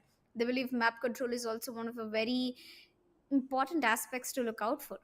And on the side of Estar Esports, they rotate really fast. I mean, the first round really explained it could have been in their favor if they pushed up against and gave very less space for R5 to work with. But either way, it's got to be a hit coming in from R5. The push has already come through. Jet is already in the bomb side. JN is gonna head towards the heaven, while the spike will be shortly getting planted down by Smokey. Here we are. The smoke plant has been successful. JN is gonna peek aggressively over towards the heaven. We've got almost 4 players heading over towards the heaven, and JN, is there going to be a kill feast for him or an immediate delete? And there you go, Cortis with the shot. You will put that kill. A 5v4 situation, a man advantage for Estar Esports. It's a very easy retake for them to execute for. But Heka, on the other hand, gets a double. He-Man gets a kill on towards Cortis, putting it down to a 1v3, and He-Man manages to put down the last person. And here we are, a triple kill and a very good force spy round coming in from Alpha, I should say. Although it was a close for Estar, I mean, if all 4 of them jumped out of the bomb set at the same time and traded, they could have actually won this round. That is the case. The anti-eco does go in their favor, and they only lose 2 players. That's only 1 Spectre, so that's going to make their bonus round a little bit more achievable. Not much of a force really coming out from any of these players, though. So they are gonna be just playing for the bonus with the help of these Spectres. For the side of Estar Esports, though, it's finally going to be their full buy, really capitalizing here. Already you can see Sami not afraid to get aggressive with that Vandal, peeking out and just holding an off angle towards a main if R5 decides to push push in without clearing off the angle, it's going to make things very difficult for them, especially considering that they don't really have a great buy here. With the help of the Omen one-way smoke, it is going to be Sami who's just vigilantly watching this angle. On the opposite side, though, it is going to be Equinox the Lurker who's taken down, and just like that, it is going to be Estar forced to fall back because the dash has expired and they know that there are multiple players towards main. Arfi, in the meantime, they are forced to really make a play onto this particular side because they have no map control anywhere else, and if they have to execute, it has to be on this A side. The Nightfall, though, is going to be online, immediately spotting out Sami, but it's not going to matter because SBW is still going to be able to find 3 on the round before finally being shut down. It's all up to just Smoke A right now. Does have 2 orbs that are on the process of recharging. Gets spotted out by the drone, the one-way as well, to make things even worse. The KO knife as well. Everything and the KJ stick is being thrown at this poor man right now as he tries to make this round somehow work out, or at least make it expensive for the defenders. Puts down the smoke, possibly will try to push into it, but the spray coming in, 3 people just spraying at the smoke is going to make his job absolutely impossible right now. He does retrieve the spike, but with 14 seconds left, he's going to be left with nowhere to go. Tries to isolate the first fight with Cortez, but it's going to be the Vandal that comes out on top, and just like that, it is going to be the first round coming in for the defenders. Estar Esports, they fight the first. Yep, there we go. Estar Esports finally getting the first round on board. I should definitely say that I'm impressed by the kind of utility stage that Estar Esports is putting against R5. Definitely great the way how, Smokia completely got, util disabled, flashed, recon, everything at the same time, and his position was revealed. There's nothing much that he could have done. He could have saved the weapon, but it was a Spectre and, of course, a bonus round for R5. Nothing much I was expecting either way. But coming back from Estar Esports, this round is one of their important rounds, because if they lose this one, the lead still goes on for R5. But R5, on the other hand, they have been having really good control over their economy and the kind of setups they've been executing so far. Smokia and Equinox, on the other hand, they've tried to gather interlow towards the B main, and the rotation's been called off. Everyone's rotating back towards the B main, and there he goes. This B, on the other hand, goes ahead, peeks towards the mid, finds one player, but the kill will go up against Smokia. Either way, Dominic will get that kill. 5v4 situation, 1 player down. That's the smoker, most importantly. Right now, R5 is in a tad bit of trouble with no smokes left. They have to manage to somehow execute the bomb side and get the bomb planted down, and even play post plant. And for that case, Curtis, on the other hand, he has recon. He can recon mid. Maybe he can save it later for post plant. Sami aggressively holding off the first lane. We've got 2 players over towards the B main, 1 trying to push over towards the mid, and JN already pushes over towards the market, gets that kill on towards Curtis, and Zisby, on the other hand, gets another kill. Sami immediately trading it off. He-Man killing Sami. A 3v1 situation is the play right now. All left to that one last player, He-Man. Recons over towards the side. He spots out W, gets the kill, a 1v2 situation, and I don't think he has the advantage, if you ask me. He's been flashed, his position has been revealed, and there you go, Dominic is gonna get the last kill on towards He-Man. And there we are, Estar Esports getting that retake and the second round on board for themselves. Yeah, this game is going to be close, like we predicted right off the start. Like rounds going back and forth, and these roll-by rounds, they could honestly go either way. Jayan going in aggressive, gotta just get that first pick onto Cortez, but ZSBW is going so hard right now for the side of Team Estar. On that chamber, already having the tour de force online after 4 rounds, 5 kills to his name.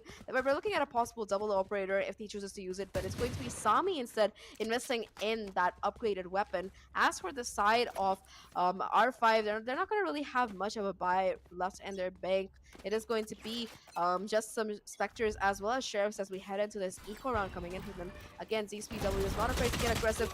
Will spot out Equinox, but unfortunately not going to be able to connect the headshot. In the meantime, the Sami with the operator gets a collab towards mid, gets the third as well.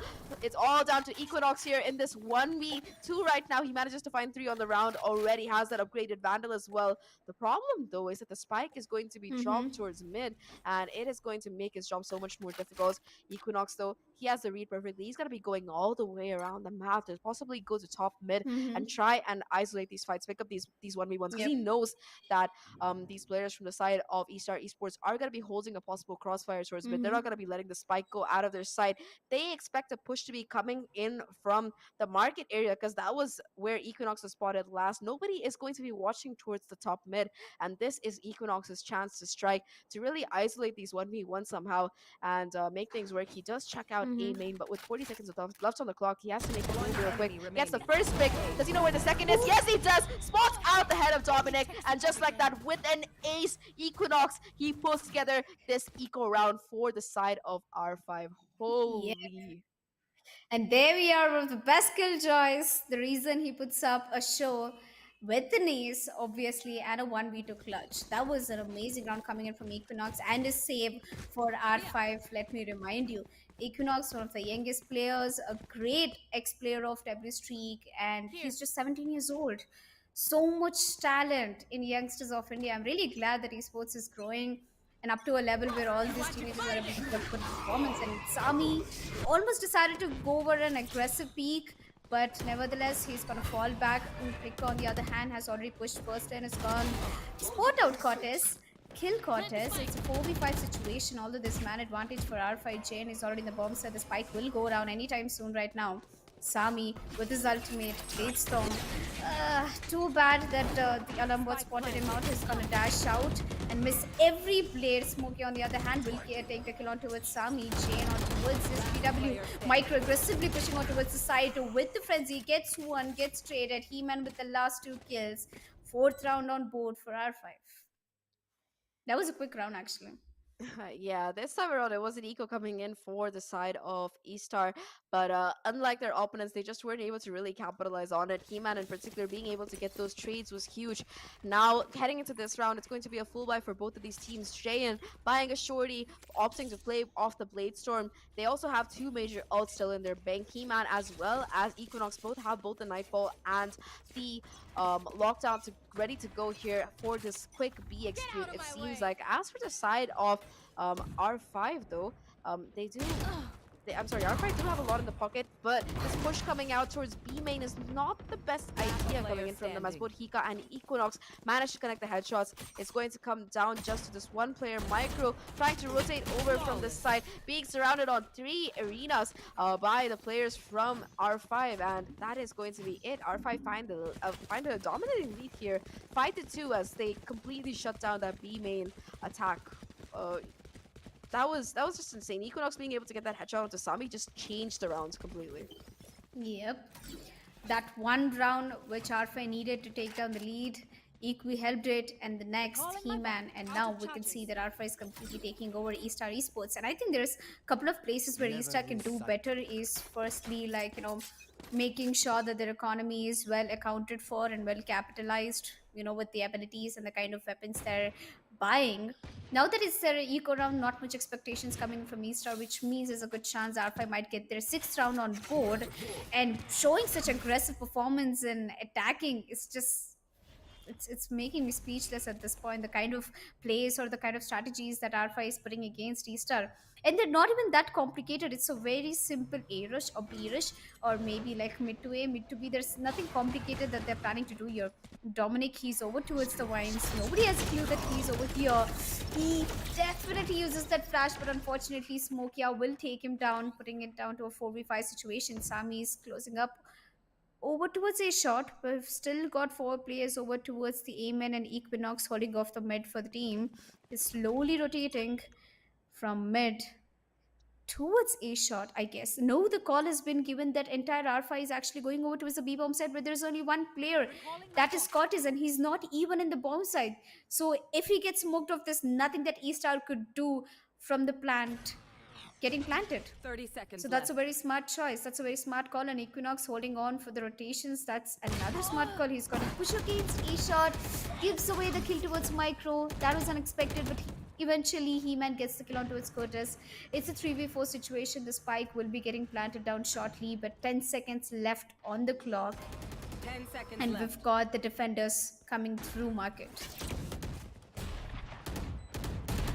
maybe for retake, like you mentioned. Luka starting things off with that first pick.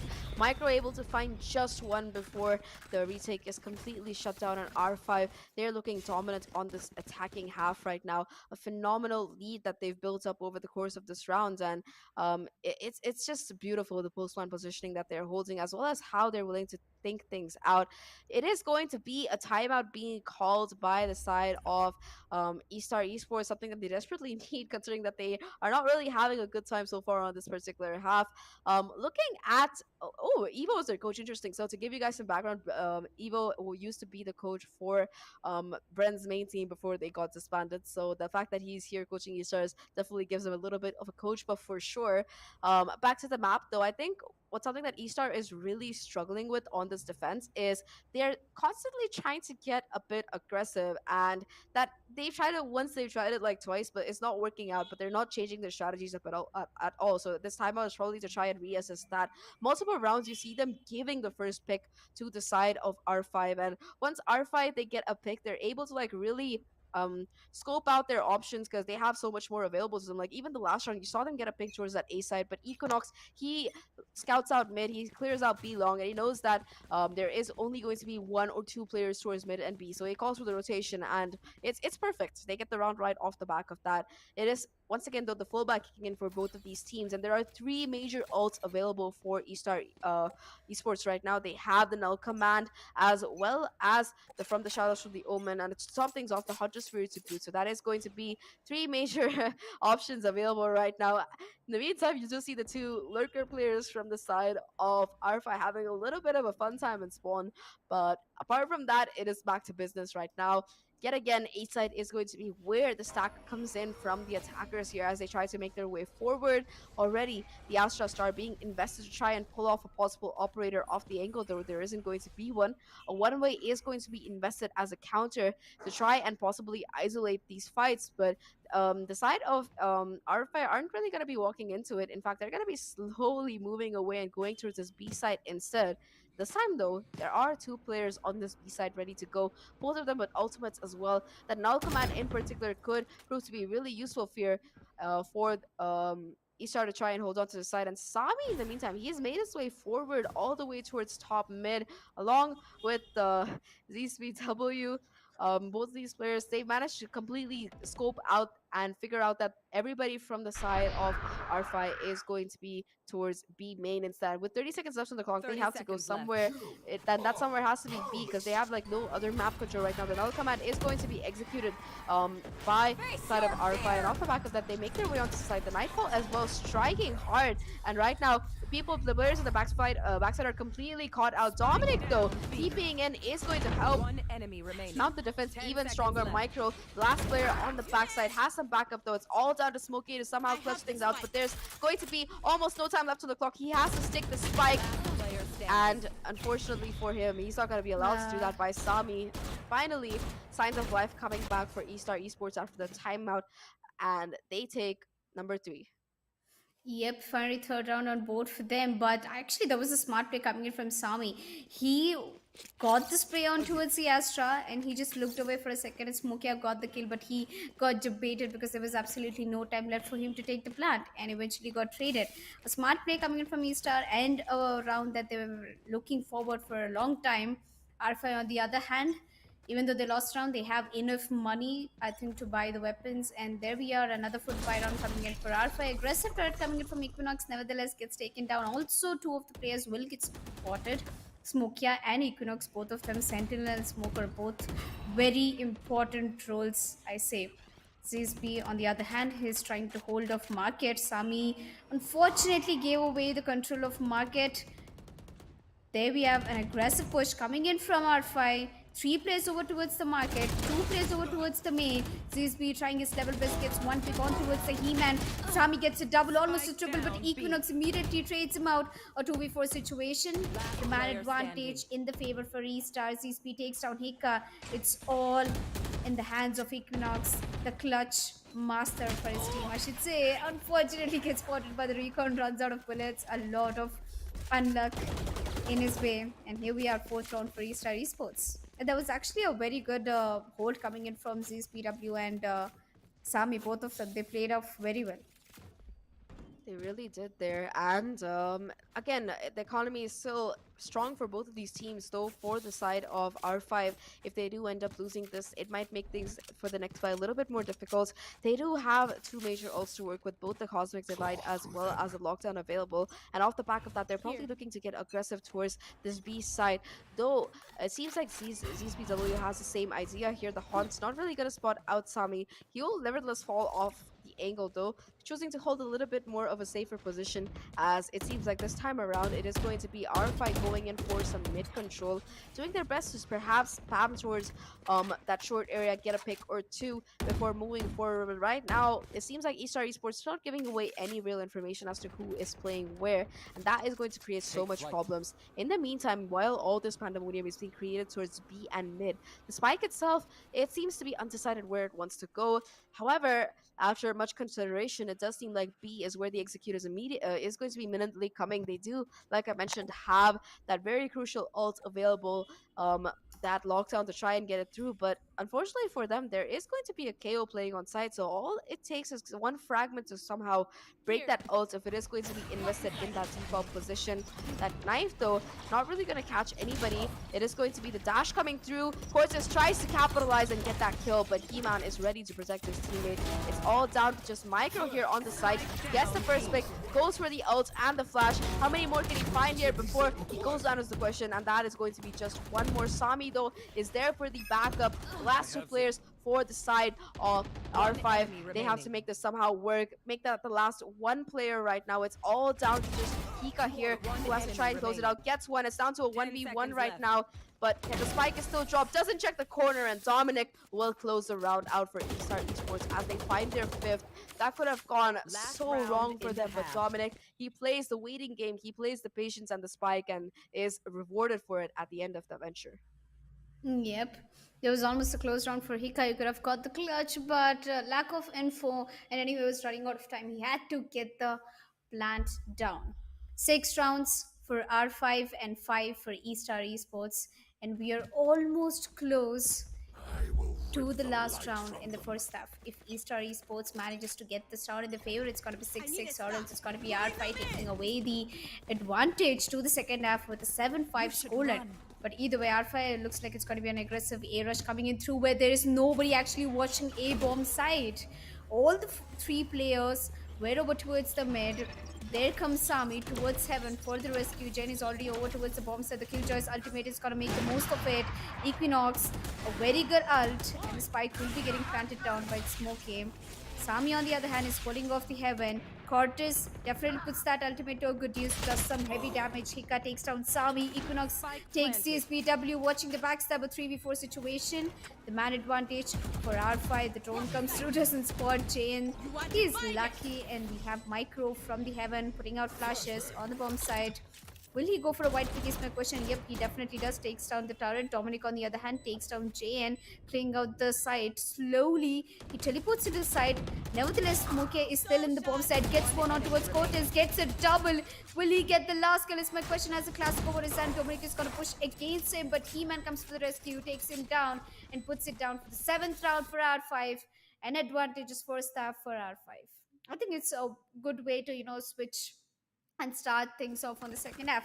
But Estar Esports, I was expecting better of them, as they were almost close down to put the scoreline 6-6.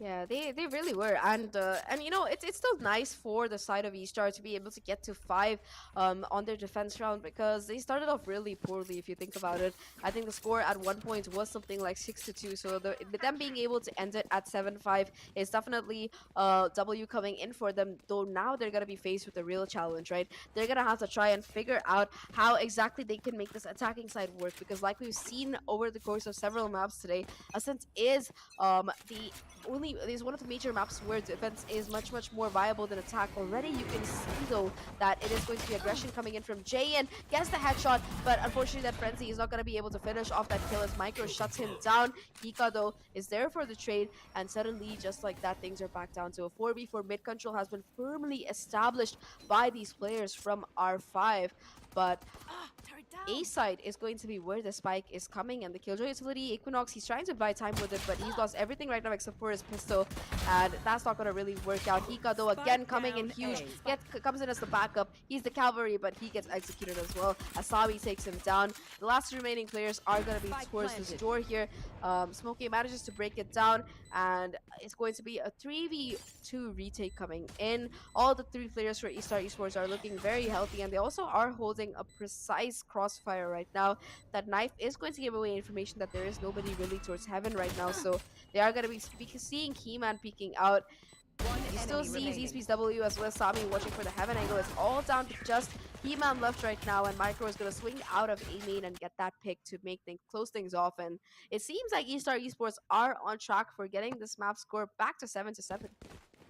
Yep, 7-7. It's gonna be a close one unless, like, R5 goes in for a force buy, but I don't think they're gonna do that since they already have the lead. They'd rather have the score equal than give away 2-round lead for Estar Esports. Can't really risk the game coming in from the side of R5, but Estar Esports a really good start for them in the second half, taking that pistol round away. Great post position plans, I should definitely say. If they keep doing this, maybe they can actually do a comeback against R5. On the other hand, Sami going in for the entry. We've got four players over towards the A-bomb side. It might actually be a stack if Smokey also switches down to the A-bomb side. One over towards the side, two over towards the heaven, one towards the shot, and there comes Equinox. Takes the first contact, gets taken down with SPW. Cortex takes down Haker on the shot. It is two players on towards the heaven, but Sami still doesn't know there is Jet sitting over here. He peeks out, he gets the kill on towards JN. JN left Sami with a lot of damage. Is barely having any HP right now, but Fade. He-Man down to 22 HP in a 1v5 situation. I mean, there is no point of saving, so you just have to go and take the fight. There we are, a flawless round coming in for Estar Esports. Like I mentioned, the 7-7 equalizer comes through, and Estar Esports, after that rocky start, are finally pulling things back together. They are able to completely take down all of these players and pull off a flawless round, so that their bonus is looking much more healthier. They don't really have any ults online quite yet, but the fact that they're able to get all of these Spectres into this particular round is going to be huge, because if they can get the fights up close, if they can make sure that these Spectres are in these close range fights, it's going to be what they need to really try and convert this bonus. If they can, it's going to be huge coming in as they make this comeback work. Yet again, A side is going to be where the action is planned, and it's only going to be Equinox anchoring it right now. Estar Esports, they have the advantage numerically if they decide to push in right now, but they're gonna have to deal with a lot of utility first. I think Equinox will hear some sounds, will hear some utility being committed, and that's going to be the push coming through on top of that. He-Man, in the meantime, though, he's going to be watching for the possible crosshair if anybody does decide to go up short. Right now, the players from the side of R5, they know, from Estar, they know completely that there's nobody towards mid or B. Everybody is outside A, and already JN on the flank here is ready to catch out the rotation. Right now, if R5 decides to rotate, it's going to put them in such a rough spot. They're being herded right now into this site, and they're surrounded on all fronts right now. Every single direction has a player in them. The Vandal does come out, but Sami nevertheless will find the first 2 kills somehow before Equinox finally trades it out. Equinox going so huge there before Sami gets the third. Equinox getting 3 there is going to make this round more viable. Both of these players from the side of Estar Esports are insanely low. He-Man has the potential to clutch it out, gets the first, but Dominic is quick on the trade, and just like that, that bonus round is going to be converted by Estar Esports. A beautiful execution coming in from them, and Sami, the hero of the round, not 1, not 2, but 4 kills to his name. What a performance. Yep, definitely should call it a Sami buff round over there, because the way he executed, the way he entered the bomb site and straight up got up a 4K, of course, hands up to that man. And on the other hand, Equinox definitely did put up a good fight over towards the bomb site. He tried holding off the site as much as he could. He got a triple kill on the side in a single spray. Unfortunately, couldn't do more, and that gives on the lead for Estar Esports. And now we are over towards another round. If this round goes in the favor of R5, it's going to be a close fight. Or if it goes in the favor of Estar, they might actually choke on a little on the economy for R5. Either way, it's an eco round for R5, so not expecting much. JN is trying to take an aggressive peek over towards the aim and jiggle peaks, finds none, falls back in towards the A shot. and we've got the entire roster of Estar Esports slowly heading over towards the A-bomb side, and the entire A-bomb side is left for free, given away. Sami and his teammates, everyone's pushed up over towards the B-bomb side, and the smoke comes through, and so does the dash. Sami tries to find players, but finds none, so eventually the plant has got to be happening. And here we are in a 4v5 retake in an eco situation for R5. That is going to be the case here. Already side control has been established firmly by Estar Esports. It's just a matter of getting the spike down, though. I'm sorry, the spike is down, and they just have to buy enough time to keep the defuse from coming in. Sami with the Blade Storm, not exactly able to connect that first headshot, but does on the second. Gets two, in fact, as he finds the bullet onto JN as well. Hika in the smoke, able to pick up one for himself, but he's going to be the last player standing, and Sami is not relenting here. Goes for the right click, and he says, look, your shotgun might be nice, but my right click is better, and proves the point. Sami on fire over the course of these last couple rounds. He's gotten 7 in 2 rounds, Elika, and he's just proving to be the duelist that Estar desperately need to try and make this attacking half work out in their favor. Off the back of that, though, it is going to be yet again a full buy coming in for the side of for the side of R5 here. They also are going to have JN investing in that operator on this particular round. This time around, though, the execute seems to be coming in towards B, and the read is right because there are going to be 3 players, including that operator, posted up towards this particular site. However, I think that they are going to be going in for a possible quick execute off the back of the Nulcom, and Sami getting ahead of himself this time around and is immediately traded out. That's a jet diff coming in right there, and despite the ultimate being popped, despite the utility and smokes being put down, everything that R5 is throwing at them is going to make their job so much harder. JN still alive with that Blade Storm, able to get the second as well. And right now, these players from Estar are going to be stuck between a rock and a hard place. It is going to be the shot going wide from JN right now, though it's not going to matter because He-Man and Equinox both find one of their aces. All down to just Dominic here, who is only 1 away from that Omen out. So if he can perhaps get an orb or connect, then he might be able to pick up that spike with his ultimate. We've seen it happen several times before. This time around, though, I don't think it's going to be happening, as it is going to be Dominic not knowing which angle the operator is watching, not knowing how exactly to break this crossfire being held right now between these 2 players for the side of R5. Let's see if we can do it. Yep, a 1v2 situation, and Dominic, he definitely doesn't have the advantage. He needs to get down to the spike before he, even reveals his position away. But that's a great shot step indeed. If he can get this peek on towards JN, he might actually be able to clutch it out against the Fade. That's He-Man over here. He pushes out, gets spotted out by Dominic, and there you go. JN takes Dominic down. A beautiful operator kill, and yet again we are back in the circle of the trades, and 1 round for Estar, 1 round for R5. 9-8 is the scoreline. And either way, Estar Esports has an ace up their sleeve. They have 1 round to their advantage, but R5 on the other hand, they are fighting to get that equalizer on the scorecard. And over here, I think there's good economy for R5 to deal with. They also pulled out an operator, which is surprising. I mean, okay, Jen has been doing really good, and it's a saved operator from the last one, so why not?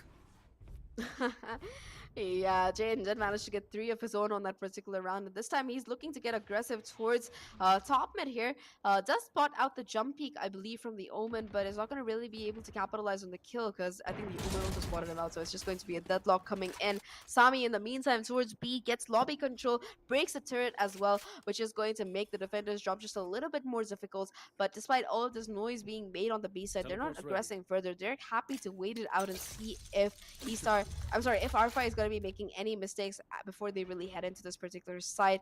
CCW is going to be the person to take that first peek, but he is going to be walking right into the operator from Jayan if he's not careful, if they don't flash out this angle or anything, and just like that, the rotation does come true. A is going to be where the execute is imminently coming in. Hika, he's going to be the first point of contact, looking at all these players coming in on the short side of the map here. Does have the dash available, but Sami is gonna let it expire before he really goes down. Hika will be shut down and suppressed by that knife, and that is going to prevent him from popping his null command as well, making things very difficult. Jayan tries to go aggressive to catch the player on side, but ZSPW waiting for his main finds the perfect timing, and just like that, Estar Esports, they have the site, and we're looking at a 45 retake from our. Yep. Well, I think the retake shouldn't be that hard for R5. There you go. He-Man tries to get a kill on towards the lurker. That is Dominic going down, which pretty much balances the number of men standing for both of the team. Micro, on the other hand, is trying to take a push over towards the ultimate. He-Man gets another one. Sami takes down Equinox. The Killjoy's lockdown is gonna push away the attackers. Either way, Smokey gets one on towards Micro, putting it down to another frag festival for R5. And here we are, He-Man getting the defuse, and 99 is the scoreline. The op has also been retrieved. And that was a really impressive retake coming in from R5.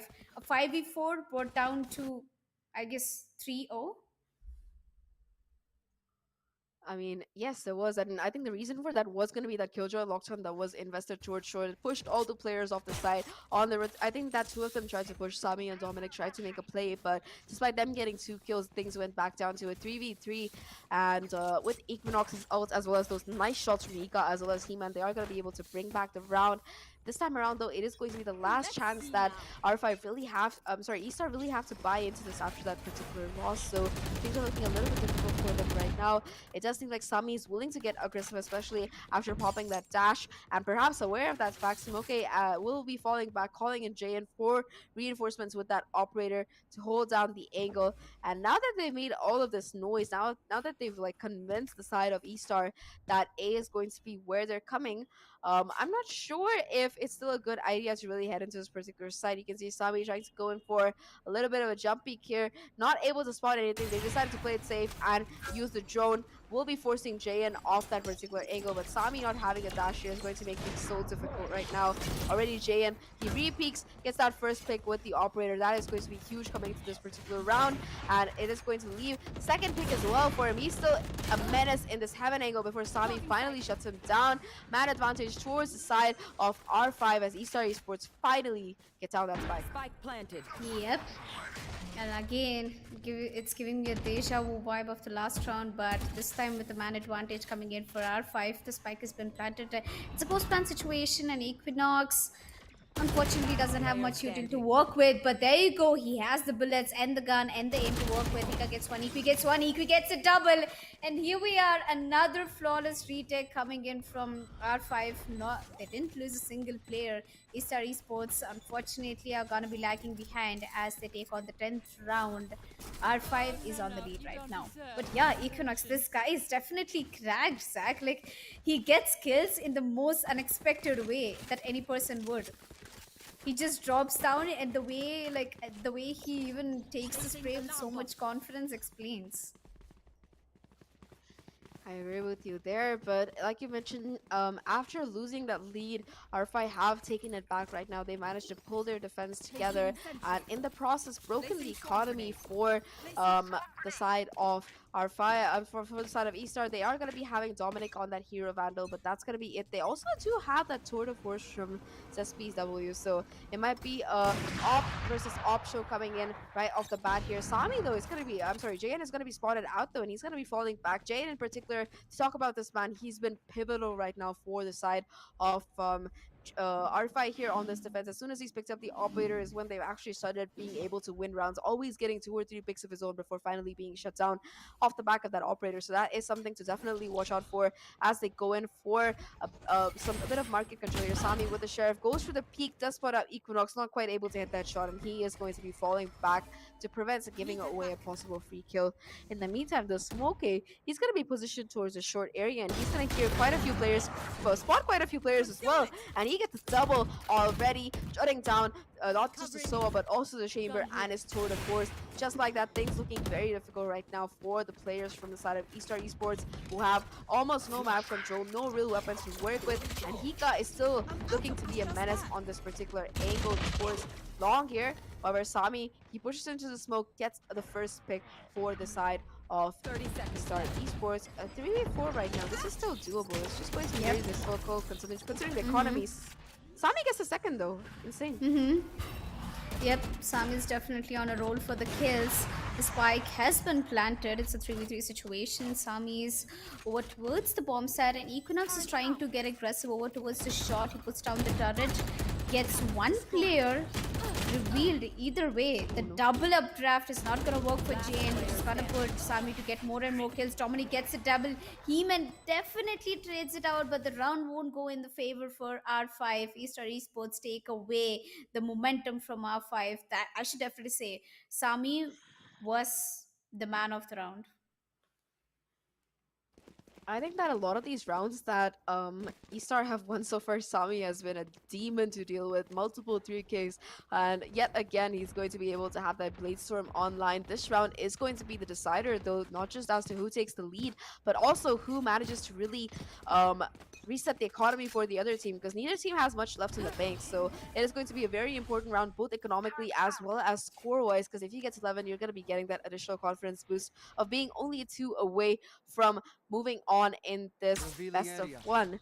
There are no second chances. If you lose, you're out. There's no lower bracket for this particular stage of this tournament, so that's a little bit unfortunate for the players who have lost. However, though, despite about 15 seconds going and on the round, there's not much that's really happened. Very slow plays coming in. You can see ZSPCW trying to go in for a little bit of mid control, willing to get aggressive, and JN, he's there to counter that. Has the operator trying to peek out and methodically clear these corners.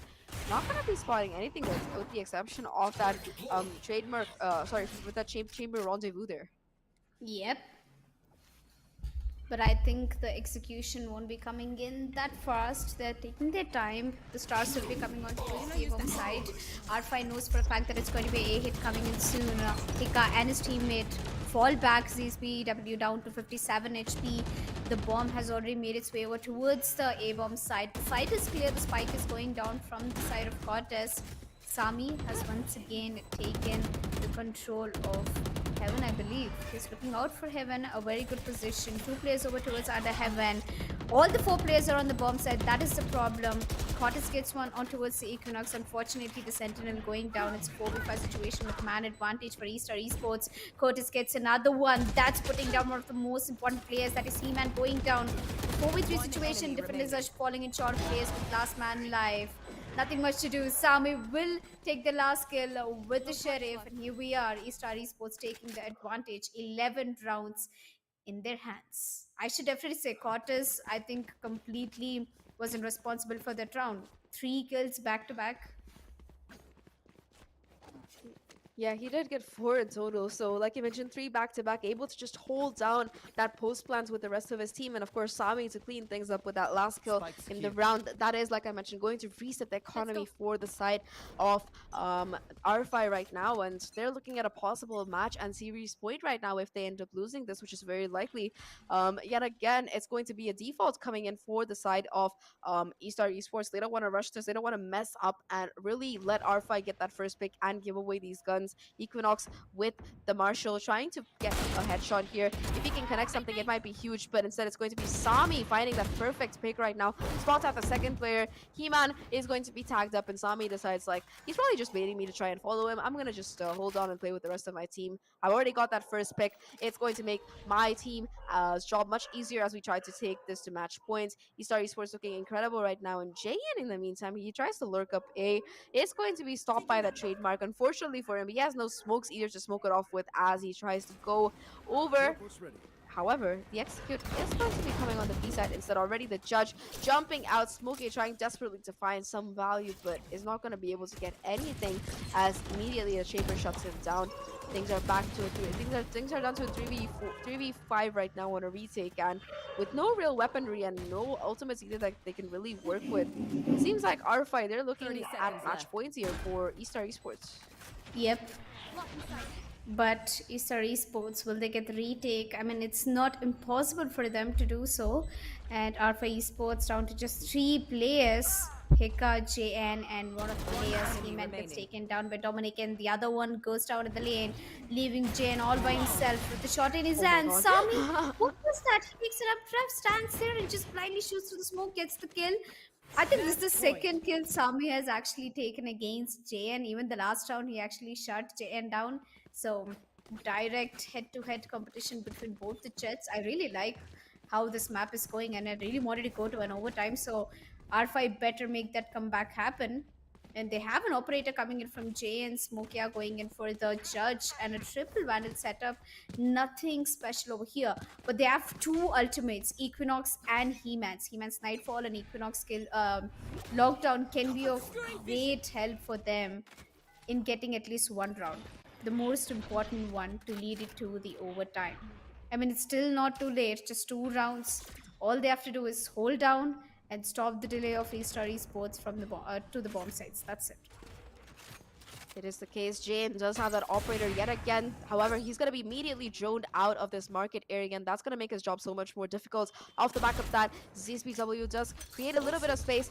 Will try to TP back as well. Have the TP ready to go. Hika peeking out, trying to see if mid presence is still there. Nevertheless, though, it's going to be Micro who finds that first kill, taking down Smokey. That's yet again going to be the first one going in favor of Estar Esports, opening up the A side for business off the back of that. Equinox and JN, though, both of them go huge here. Jade, especially with that operator, able to get that quick pick and dash back out, keeping the rest of his team alive. The lockdown going to be invested as well by the players from the side of Estar, from the side of R5.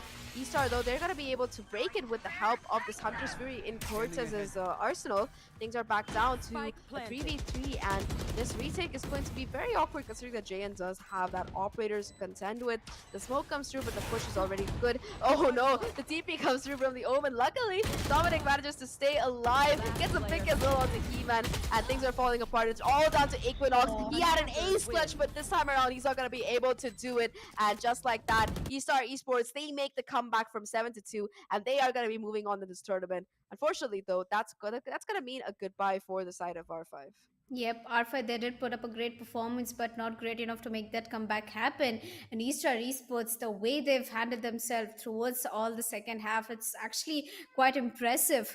They were choking off a little bit on the defense side, where, of course, the score was 7-5. But then when they moved to the attackers, I think that's where they started getting up. That's where they started taking the initiative of taking the fights, trades, and most importantly, Sami stepping up for his entire team and entirely playing it out. Definitely huge kudos to Sami. And unfortunately, even though Equinox got the taste, their team won't be continuing in the tournament. But kudos to Arfa as well. Yeah, definitely. I think that it was just a little bit of a team difference coming in towards the end, especially once Sami woke up. You know, for like I think the first 5 or 6 round, the man was on 1 kill, but in the second half, he completely woke up, obliterated the opposition. He had like at least 2 or 3 3Ks coming in, and Jayan as well. Once he had that operator in, he was able to get quite a few rounds for R5. So both of the Jets definitely did do their job. I think that we will be getting the match highlights right now. So let's take a rundown and take a look at what exactly happened over the course of this map. And yet again, this third map as well, like it was insanely close. 13-10 was going to be that final score, similar to what we saw on Bayern coming in from Reckoning, I believe. So again, just the executes coming in on the attacking half for the players from R5 was just phenomenal. They were able to get so many rounds together, really just tearing apart the defense being put up by Estar in these first couple of rounds. Yep. Estar Esports, they were off to a really bad start.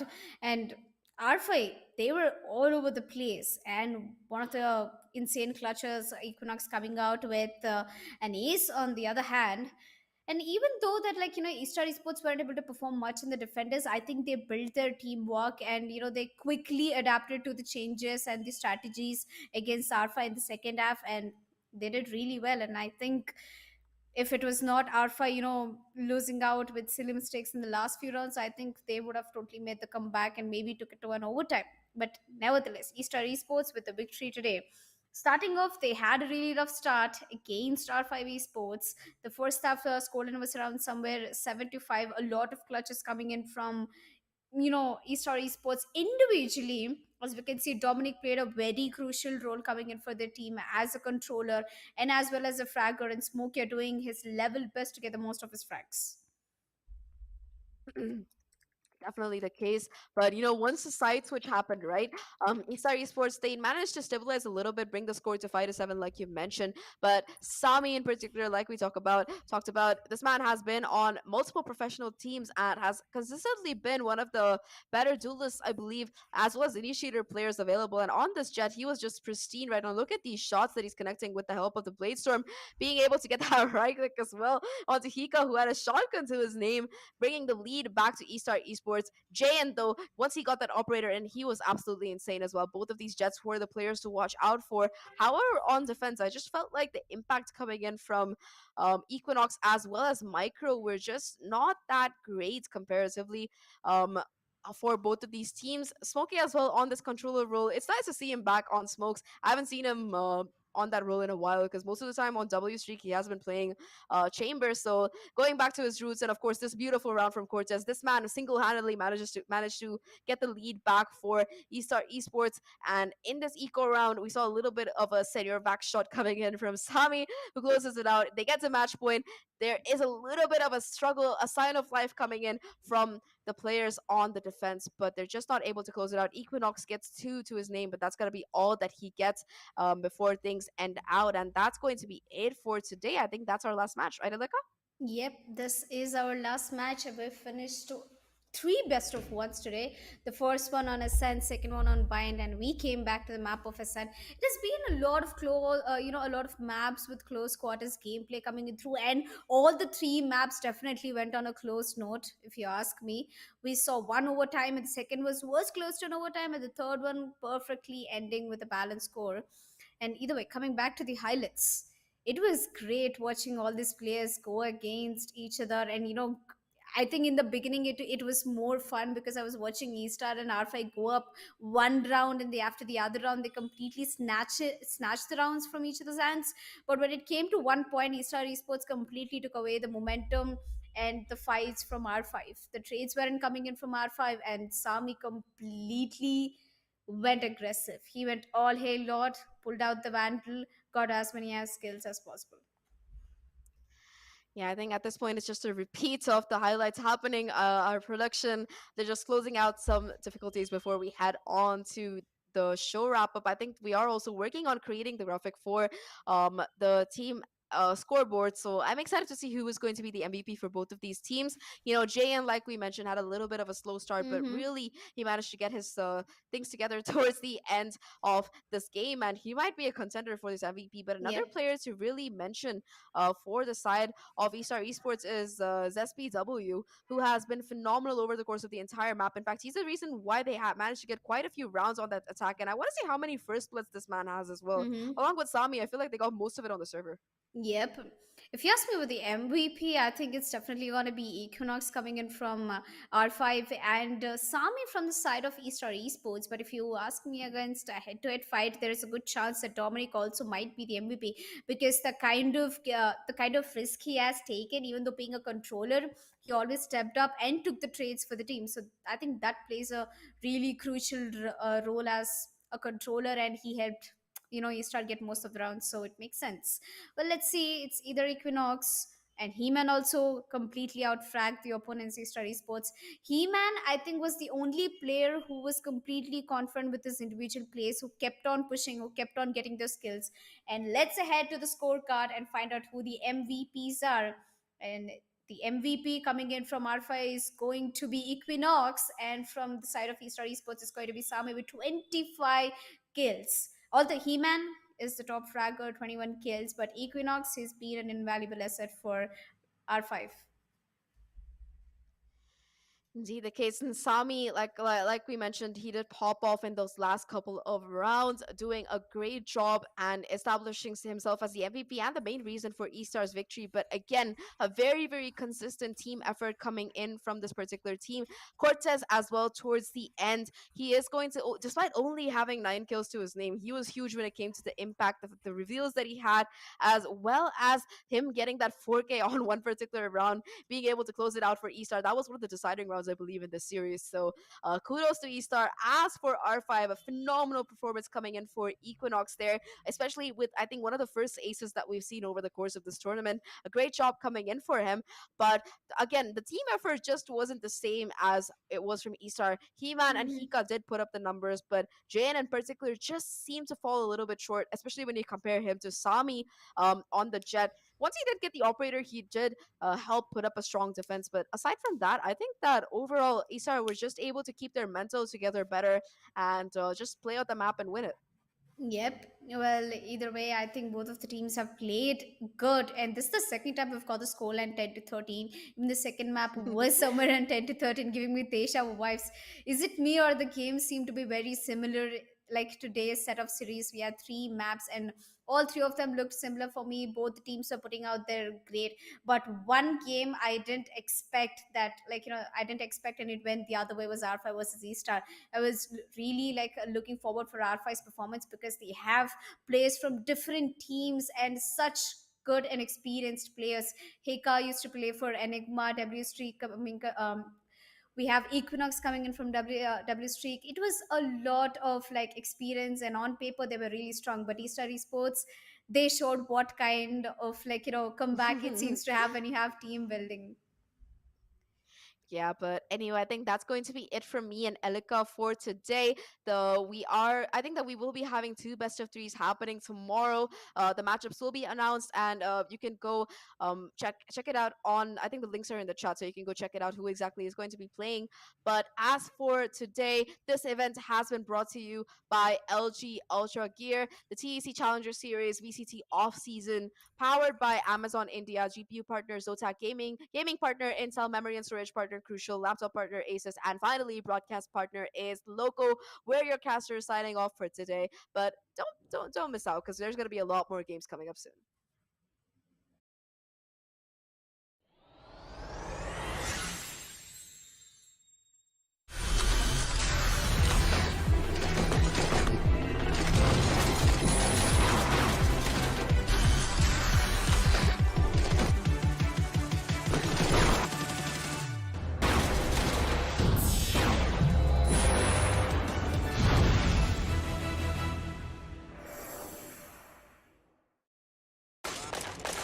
Yes यार game क्या super smooth चल रहा है.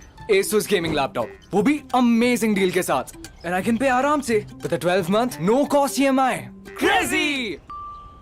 कहाँ से लिया? Bro, JBL earbuds at 45% off. उसके ऊपर free Kindle and Audible subscriptions. Can you believe it? अब ये देख. Whoa. शांति. कहाँ से लिया? Sorry. Hey, you! I'm tracking my run on this new smartwatch I got. Noise का 70% off. Oh. मैंने सोचा ऐसी डील पे मैं भी अपनी फिटनेस बढ़ा लूं. Seamless Bluetooth calling. Hey, I'm running towards you. Yeah. कहाँ से लिया?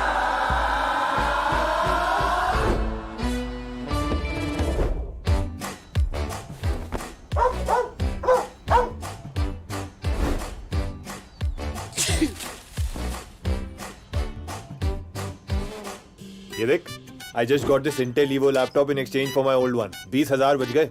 बस 99 rupees में extended warranty. Plus 20% off भी मिल गया. Pretty sweet deal, right? Totally feel you, bro. This iPad was always on my wish list. Got the latest one at a great deal and saved $8,000 in exchange for my old phone. Hey, what's up? सबको इतनी बढ़िया deals मिल रही हैं. ये सब कहाँ से लिया? Amazon से लिया. Amazon Great Indian Festival से. Amazon Great Indian Festival पर मिलेंगे इलेक्ट्रॉनिक्स पर जबरदस्त deals, no cost EMI, exchange offer और सेम डे डिलीवरी. अब इंडिया बोलेगा Amazon से लिया. Amazon से लिया, Amazon से